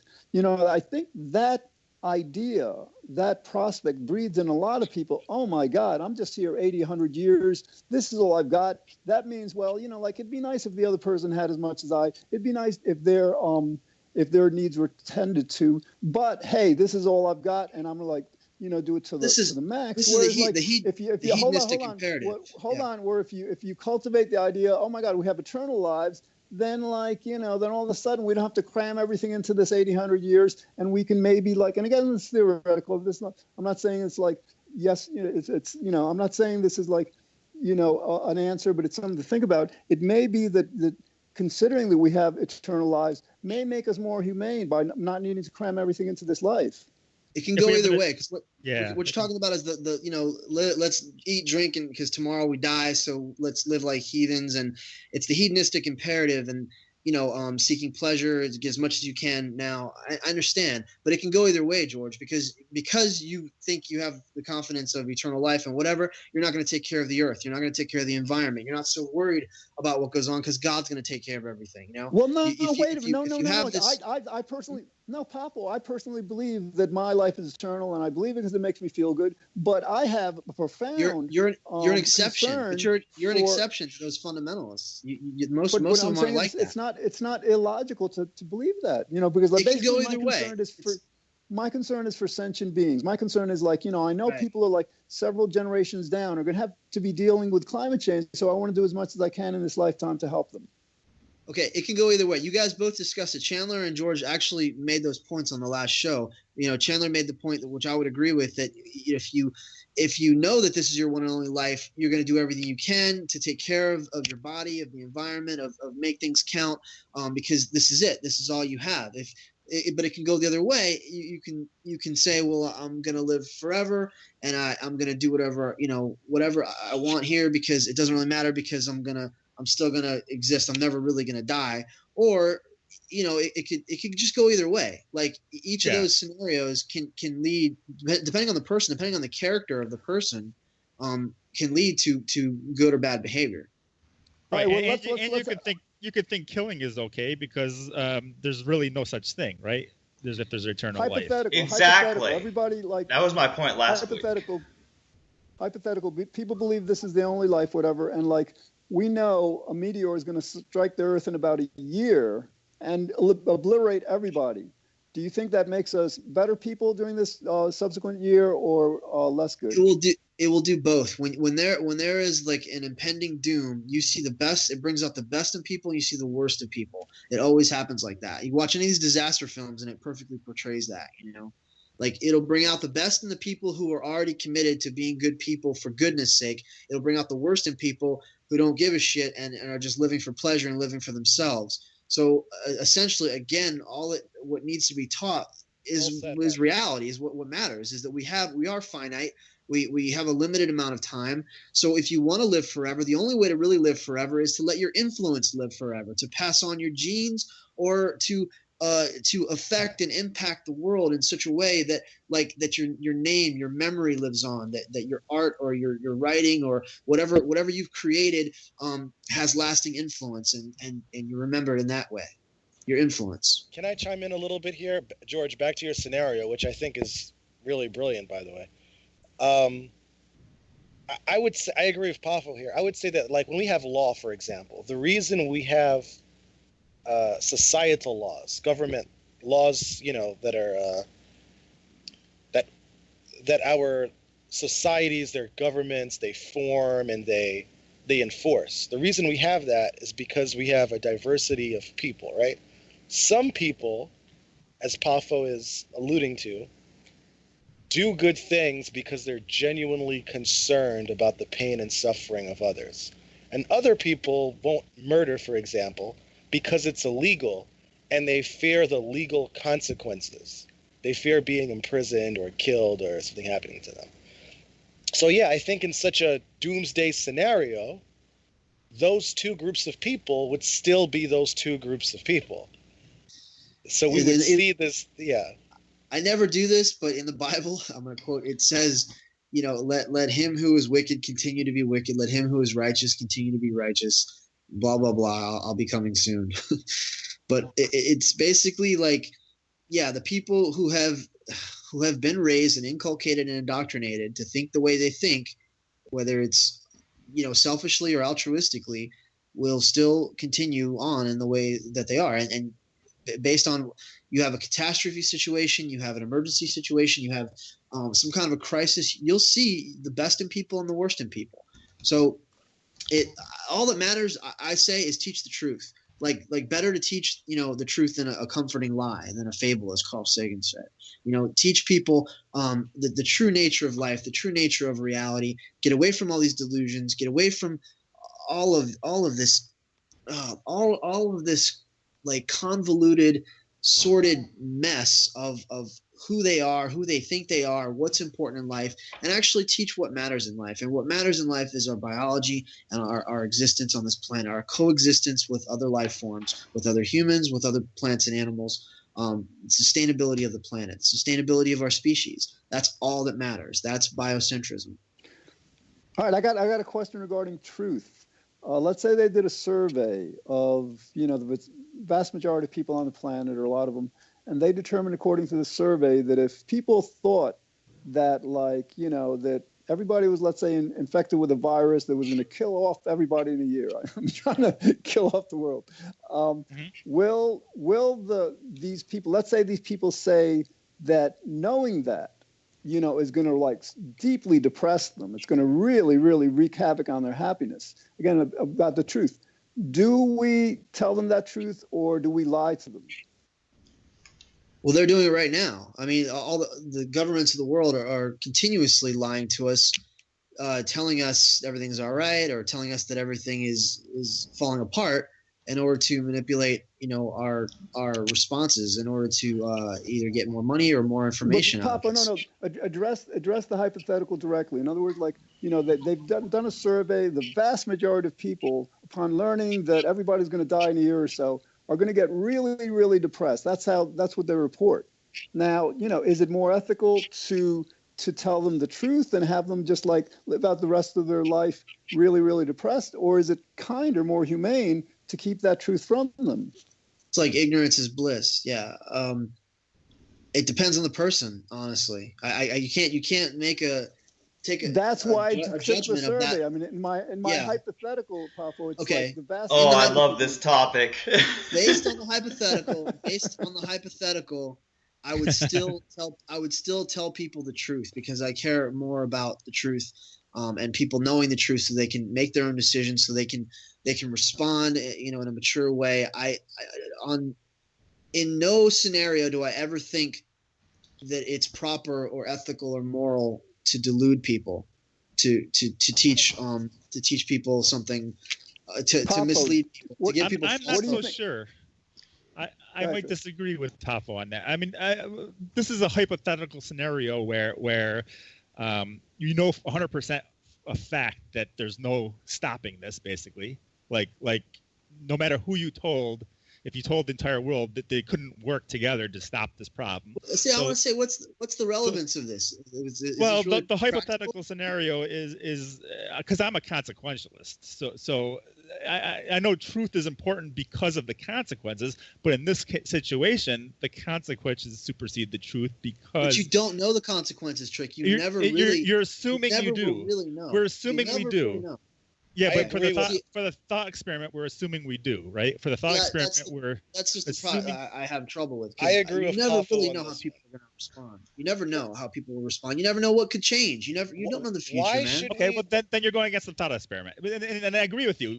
Like realistically, you could never know, and therefore I don't like want to tell the people. people. You're driving down the road. You can either hit a little girl or you can hit a dog. I mean, I don't like situations like that. Like, put me in the situation. I'll just do what I got to do. I'll do what comes naturally to me in the moment. So I don't really care for thought experiments because to me they're. Yeah, well, I do think there's value in this thought experiment. You asserted the truth is like ultimate. Like, for example, another question is like, do you believe the reality is do you believe that what actually do you believe exists killing? should be, Come on, do you believe killing is worse than lying? Obviously, people lie to other people all the time, and they do it to protect their feelings. They do it to protect them from harm. It depends on the situation. Obviously, taking someone's life, completely exterminating a life, is the finality of it. It's such an extreme thing. Like, on a scale of degrees, of course, then murder. In that do you guys mind if I chime in for a second? Yes, please do. Let's let Mitch talk. Well. So I wanted to give an opinion on the previous. Hold on, Mitch. Let me just do a follow-up, then you go. All right, Papa, my follow-up question is, like, for example, let's say Donald Trump, you knew he was going to push a button and, like, nuclear war, kill hundreds of millions of people. You had an opportunity to kill Trump before he did that. Would you do it? I mean, you just said that killing is worse than lying. Depending on the situation. You didn't ask me. Yeah, I would. Ask me about morality. I just gave you the situation. He's gonna like push the button. Nuclear war, dude. Morality. I would. Morality is an emergent property. Okay, that is absolutely determinant on the situation, the scenario. I'm giving you the situation. Okay, in that situation, yes, then I would take out one dictator who was going to. Of course, I never advocated a 10 Commandments, a list of thou shalt nots. I said that morality is organic. I've always said it's organic and it's evolving and it's based on the information that you have and it's based on the scenario and the situation. We have a general rule to honor and respect life, but it all depends on the circumstance and the situation. Okay, so Mitch, you want to say something? Yeah, so, man, I feel like we're so far from it now. But going back to that hypothetical scenario you posed about how if you revealed the truth of some impending doom and you were fairly certain or absolutely certain there was nothing we could do about it, and you knew one major consequence of revealing that information is that people would be depressed, that you knew all this information, not just depressed, but they would be just absolutely dismal. They would be, in a psychological I'm going to be back. stupor, right? I agree with Poffo here because I don't think I don't like philosophies that try to be all-consuming.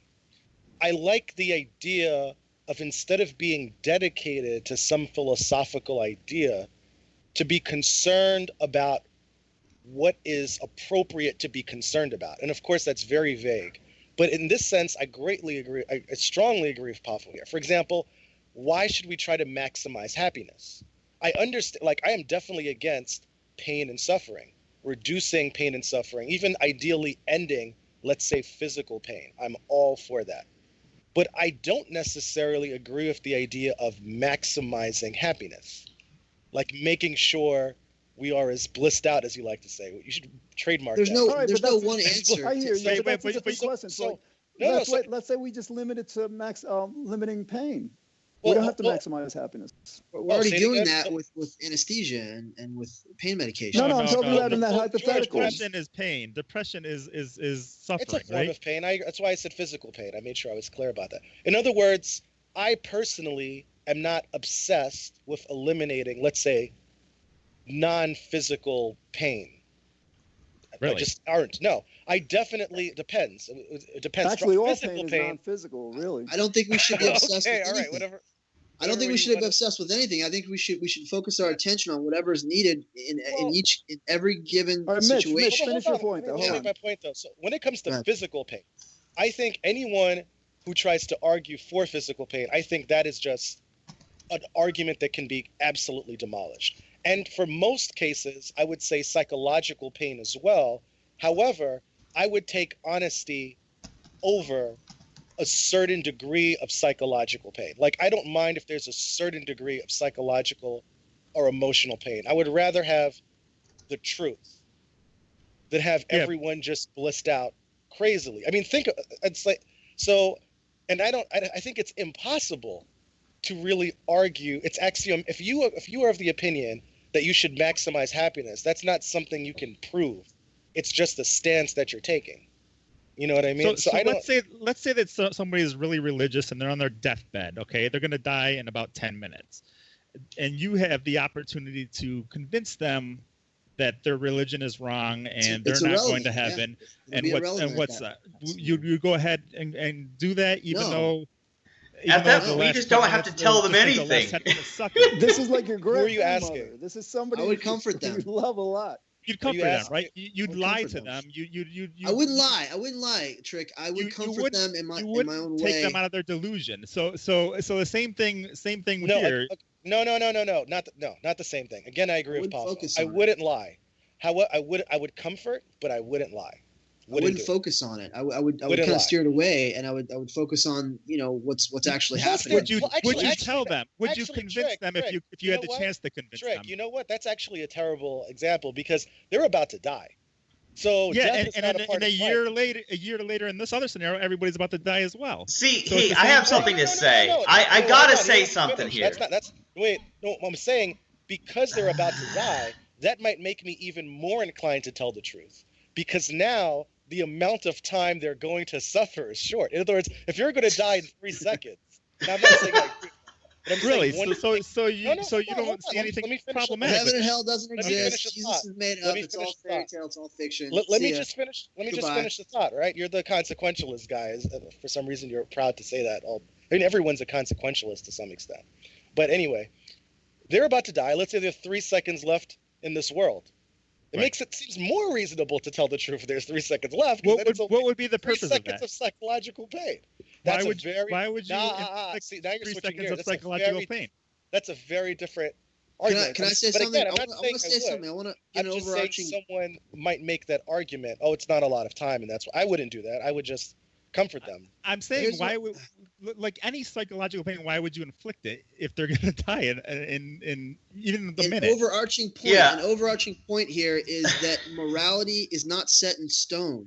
It is contingent on the circumstance, and that does not mean I believe in moral relativism. Okay, but what I'm saying is that like you can't have these across the board rules that apply in every single scenario because they don't. And that doesn't mean you shouldn't have laws. That doesn't mean you shouldn't have general guidelines. But it means that like you can't have religious laws that are set in stone that apply to every single situation. But George is given a scenario where the majority of people on the planet, there's 7 billion people on this planet, and the majority of them are going to go into a deep depression. George, why did you ask this question? Why? What's the significance of asking this? What would our answer mean to you? It followed your description of truth as being very valuable. So I was kind of like wondering whether you consider truth more valuable than the sentient experience of human beings. When I say that it's valuable, it's in relation to what the person will end up finding out anyway. It's what the person will probably most likely end up experiencing and being exposed to, and what is important and beneficial to the whole. That's when I say that teaching reality, teaching truth without delusion, without any convoluted ideas, without fairy tales and mythology and false hope. What's that? Personally, I think teaching the truth is consequentially better. It's almost always consequentially, well, not almost always, but I mean, but most of the time consequentially better. Right. Obviously, you have the scenario where someone is hoarding or holding Jews in their basement, and the Nazis come and blah blah blah. Right. You want to lie to them, so it's not consequentially better at that point. And of course, you wouldn't tell them the truth, right? I still have something to say that I was and specifically important in that scenario is that you care for and respect life.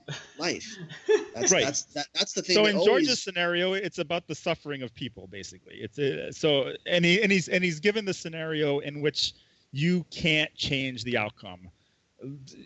Obviously, if we thought that there was a chance of telling these people and they can find a solution to the outcome, then it's a different situation. Yeah. Tell the people who can handle it.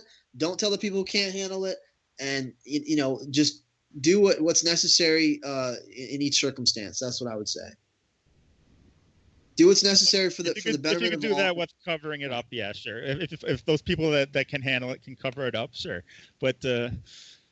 Yeah, no, you can't be obsessed with anything. You can't be obsessed with truth. You can't be obsessed with pleasure. You can't be obsessed with getting rid of pain. You have to just take life like as it is, like organically, and move with cycles of flow very strongly right now. You have to. Life is fluid. Life is organic. Nothing in life, nothing is static. Nothing stays the same. Everything's constantly shifting. And I think this is why philosophers and philosophy gets a bad rap, because many philosophers, they use strong, rigorous logic. They make really good points, but then they become obsessed with their own philosophies, and they have this, for some reason, they're just doggedly stick to this idea, and they ignore other concerns. So it seems very natural to say we should maximize happiness, or to say we should completely end pain and suffering, right? And you've heard me many times campaign to do just that, end pain and suffering. But despite the fact that I think in most situations pain and suffering definitely has to go away, I would allow for a reality, for example, where there's a little bit of pain and suffering. It should be less for the sake of knowing the truth, or for the sake of knowing what pain feels like, so on and so on. Like when people talk about religion, right? When an atheist argues with a believer, one common point of contention is the degree of pain and suffering that exists in this physical reality. And an argument that I see people fail to make, especially from the non-believer side, is not just that there's so much pain and suffering, but why doesn't God just make it, like a little bit? Like imagine if the most amount of pain you'd ever feel is like a punch in the stomach just once. We can handle that. The idea that God exists, because if you're asking why, it's because they explain it away by saying that a man chose to sin, he ate the fruit, the devil had free will, so they explain it away by throwing it off. But even that, but of course those are poor explanations, as we all know. But those explanations don't explain degree. Degree is what's important, right? So if God wants to send a message, he could send a message by doing things to a lesser degree. Right, so guys, you guys got to remember, free will is nowhere in the Bible, and in Isaiah quotes God himself as saying, I created good and I create evil. Yeah. None of us believe in a. So anyway, Mitch is saying he'd allow these certain things, but he's not really explaining why he'd allow them. So there is no why. My point, I have a stronger. Well, that's the thing. So you're just saying I would allow them, and the philosopher says, well, these are the reasons why I wouldn't allow. No. If you ask why is always a question that will eventually lead to nothingness. There's always an infinite regression. This is why science, especially modern day public intellectuals, have this battle between the words how and why. We've heard people such as, Dawkins or Krauss. Then you can say that for pretty much any ethical position. Yes, you already know and then you have the problem of saying, well, why reduce suffering at all? Again, whoa. My argument isn't that I have a problem. My argument is that everyone has this problem. That's a problem for everything, right? Mitch, can I say something? 1 second, let me just finish. There is never, ever, ever a sufficient why, ever. If you keep asking why, you will always lead to a point to avoid pain, to create pleasure. This is reasons for again. that. Why do that? Okay, but George, you can say do that. No. Why? Aristotle said that happiness is the only end in life. Everything else is a means. So everything, the why to everything is happiness. No. Again, logically, right? You say we should maximize happiness. I go, why? You see, there is no why to that, because exactly, we're that's my point. That's my prefer point. happiness. Exactly, and once there is no why, you've proven my point. Once you say, and once there is no why, then you're advocating anything. You're advocating rape. You're advocating. I'm not. No. Again, I am not advocating. You're saying there's no reason to make it illegal, for example. There's no reason because you guys are misconstruing what I want and what I think is. This is the is-ought problem all over again, right? So I'm not saying that I want people to rape people. I'm just saying when you really think about it, is what I contend, there is never a sufficient why, ever. This is why in mathematics you start with axioms. There's always axioms, things that you begin with. So yeah, if you begin with everything is centered on happiness, then you do this. We just have to begin with the fact that negative. We just have to begin with the fact that negative experience is a bad experience. That's all we have to know. Again, we should save that for a different time. But it's like pi. It's just like pi. It's just like the mathematical equation, and it goes on forever and it's infinite. And that's the reason why it's infinite. So that as long as you have to begin with something, that's it. That's just my point. My point is just that you begin with something. So you're saying you can't use reason because all reason begins with some axiom. Again, I am not saying you can't use anything. This is an is-odd problem now. What I want is separate, okay, from the way things are. I'm making a point about what I contend, what I'm arguing, is the way things are. In that if you keep asking why, there will come a point, a starting point in logic. Logic starts with points. There's starting points. That's what an axiom is. It's a starting point in logic. There can't be, okay? There can't be enough whys. There will always be a lack of whys. You can apply this to the answer to every why is happiness. Again, you're saying that. You're not. There's no. Can we take turns? Mitch, I'm just saying that because biologically, this is biology. This isn't philosophy. We're hardwired physiologically to seek pleasure and avoid pain. What George is saying is true, and that's part of the whole reality. But can I say something? I've been trying to say this forever. Okay. I agree with you, Mitch. I agree with you that there'll always be the question of why. There'll always be the unanswerable existential questions. But I have an answer. The answer is existence itself. The existence and the experience of everything that's happening is the reason why. And I've said this before to you guys, but nobody ever really understood it. I've argued with Trick about it. Think about it. If you want to talk about it later, we can, but I'm giving you the answer. The answer is for the experience itself. Papa, wait a minute. If we ask the question, if the question becomes why does the universe exist, I think the answer is who knows? We don't need to know those initial whys. All we need to know is the facts about experiences that are negative. I mean, we should focus on this planet. We should focus on our species. We should focus on the organisms around us. Yeah, we should focus on this present reality and what's applicable to the human condition. I agree. But when you ask these really, really deep questions, and Mitch is right, it's like there's no answer to them. I say that the answer is what's actually happening, that all of this is the reason why. And from a sentient perspective, from the perspective of any sentient being, the reason is always more pleasure, less pain, more happiness, less unhappiness. Now, what you're talking about, George, is what motivates a person, what drives someone, what their the motivation to everything. In other words, why do we do anything? I agree. Why do we learn happiness? George, why do we work happiness? If you think that's the way things are, that is not an argument, okay, for what we ought to do. So this is a classic problem in philosophy, right? If you make an argument that stems from we are hardwired to do this, feel pleasure and avoid pain, whatever. That's just is. That's not. This is beyond, Mitch. This is beyond ought. It's not what we ought to do. It's what we can't but do. I need to say something. Again, George. Motherhood and sacrifice makes no sense. I'd argue that ethics. Motherhood and sacrifice make no sense before it's prescriptive. Motherhood Poffo, and sacrifice. Sacrifice is about conscience. It's the pleasure of conscience. No, sacrifice and motherhood is an instinctual drive that allows the next generation to carry on, and it makes no sense in terms of that perspective. George, I agree with you in general that it makes sense. It's more pleasurable to the mother to satisfy her conscience. It's not pleasurable. They don't get anything out of it. They just know that it's the right thing to do because it's been programmed in them. That's the reward. Yeah. That's not a pleasure. That's not a pleasure. They're dying, but their child is living. Pleasure. No, the pleasure of satisfying the conscience is a very, very evolved. It's a very, very powerful pleasure.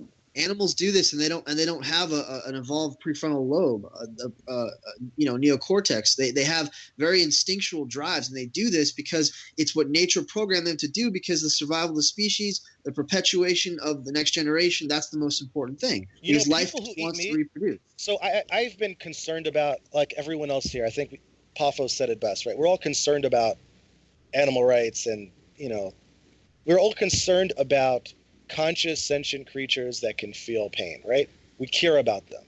And I've recently, in the past... about ants and bugs, too. Yeah, go for it. I've been talking about veganism a lot for the past That's year. really the only thing to care about. Okay, hold on, George. So I've been trying it, right? I've been doing this vegan thing for about, let's say, 4 or 5 months now, right? And I would like to give you guys, I think you guys have influenced me a lot in that endeavor. But many people who eat meat, we talked about carnism earlier, they make those same kind of arguments, those is-ought problematic statements. They go, we are omnivores. We can eat meat. And they try to use that to argue that we should eat meat because we can eat meat. And we all know here, because we're logical. That's illogical. Sure. I agree. It is illogical to say we should do something because we are the way we are. We can change. Influences change us. But Mitch, you're not talking about veganism, even if we wanted to. Using that as an example. I know you're just using that as an example, right? This pleasure, pain, motivation, we can't. As hard as we might try, we can't escape. I just told you how it can be overridden, George. Anyway, can I say something? I agree with Mitch on the ids-off gap. There's a gap between what is and what we ought to do. There always was. You can't logically leap that gap.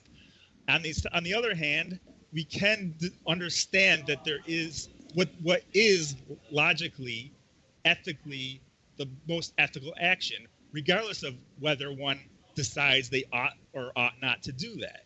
I disagree with that completely. The description has to come before prescription, just like why?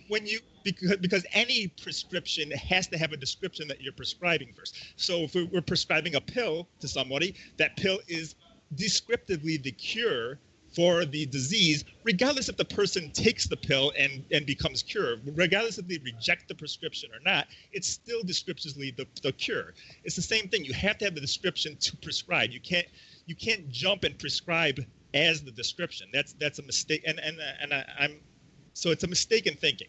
But regardless, yes, I agree with Mitch that there's an is-ought gap. So you have to have you can understand what is ethically problematic, and at the same time you can say, well, the ought is something different. Well, how about if we say we ought to do the right thing? Is there anything wrong with that? No, the right thing is just determined on just doesn't. the situation. It's the right thing. It doesn't follow logically that one ought do the right thing. Is what Mitch is saying. Why do you have to do the right thing? How are you defining right? Even if we knew it the right thing, there's no logical connection that one ought. Like a psychopath doesn't care about the right thing. So why ought the psychopath do the right thing? So you do need some kind of. I would say biologically, for the success of the organism, of the group of organisms, of the species, it makes sense to do the right thing. Well, how are you defining some kind of concern to do the right thing. You need to be concerned about doing the right thing before you can be prescribed that ought. How are you defining ought? What one should do. And why should one do anything? Well, that's the thing. That oughts aren't based on ises. Oughts are based on if one is concerned over. I feel like we're in philosophical. Right. And so Trick, like the if then turns into because we're hardwired to seek pleasure and avoid pain, we ought to do those things which bring us pleasure and move us away from pain. You're just falling into the is-ought trap again. It's inescapable because we're replacing if with because. No, it's not inescapable. But you are falling into it. You are saying if one takes pleasure of eating meat, then one ought eat meat, according to your exactly. So if one takes pleasure in killing, if a psychopath takes pleasure in killing, then they ought kill. So that doesn't follow logic. Well, no, actually, but because when we use this pleasure, pain, motivation, it's not basically it's not limited to ourselves, and it's not momentary. In other words, like we might run a marathon, endure some pain to feel the greater pleasure of having run the marathon. Hey guys, I have a few things to say. First of all, it's past my bedtime and this needs to end soon. Yeah, but second of all, I have a quote from my mother. See, here's the deal. I sent George's emails to my mother for her opinion. We needed a woman's opinion here because this is weird, and I wanted to read her response here. That is just plain sick. What makes women responsible for the morality of the planet more than Chandler, men? No, wait a minute. I never said that. I never said that women are responsible for that. I said that basically that we were more successful at our evolutionary role than women have been at theirs. Yeah. We should probably break this into 2 episodes, by the way. Yeah. You know what? I gotta go, guys. So I'll talk to you guys later. See you guys. Yeah, we will have to continue this in the future, but I'm just pointing out that there is the way George worded his email was deeply offensive, and I don't think he meant to be, Chandler. I don't think it was intended to be. I don't think he realized, the sort of the archaic sort of tone of the way what he was saying. It sounded very sexist and it does. But okay, I'll see you guys. Bye. Yeah, I don't think he meant it that way at all. I think he had good intentions. I think he was just trying to pinpoint, a source of problems and source of corruption, and I just think he was looking in the wrong direction. It was just definitely looking in the wrong direction. And I will admit, what he was presenting during the recording was much milder than the way his email sounded, but I still feel that the whole thing was really wrong, and that subject kind of got dropped, and then people got off into arguing about other topics, and it's really kind of sad how it turns out. So Chandler, why did you let him continue in that direction? If you didn't like the subject, it's your show, man. Well, why did you? I couldn't get a word in edgewise. I kept trying to say those things I need to say. Have we officially ended the show yet? By the way. Well, we haven't officially ended, and that's what I intend to do now. Now's a good time. Yes, that was a very good time because this was nuts. Okay, so you've been listening to Philosophy, Science, and Religion, and as you already know, if you've been listening, it's been complete chaos, where we haven't really stayed on a consistent topic. Started with the women thing, then it moved into politics and morality and bigger things and about whether we should lie to dying people and weirdness. But I hope you enjoyed it. I think this was very interesting, although nobody got to say everything they needed to say. So we may have to continue some of these topics in the future. As for now, thank you for listening and goodbye.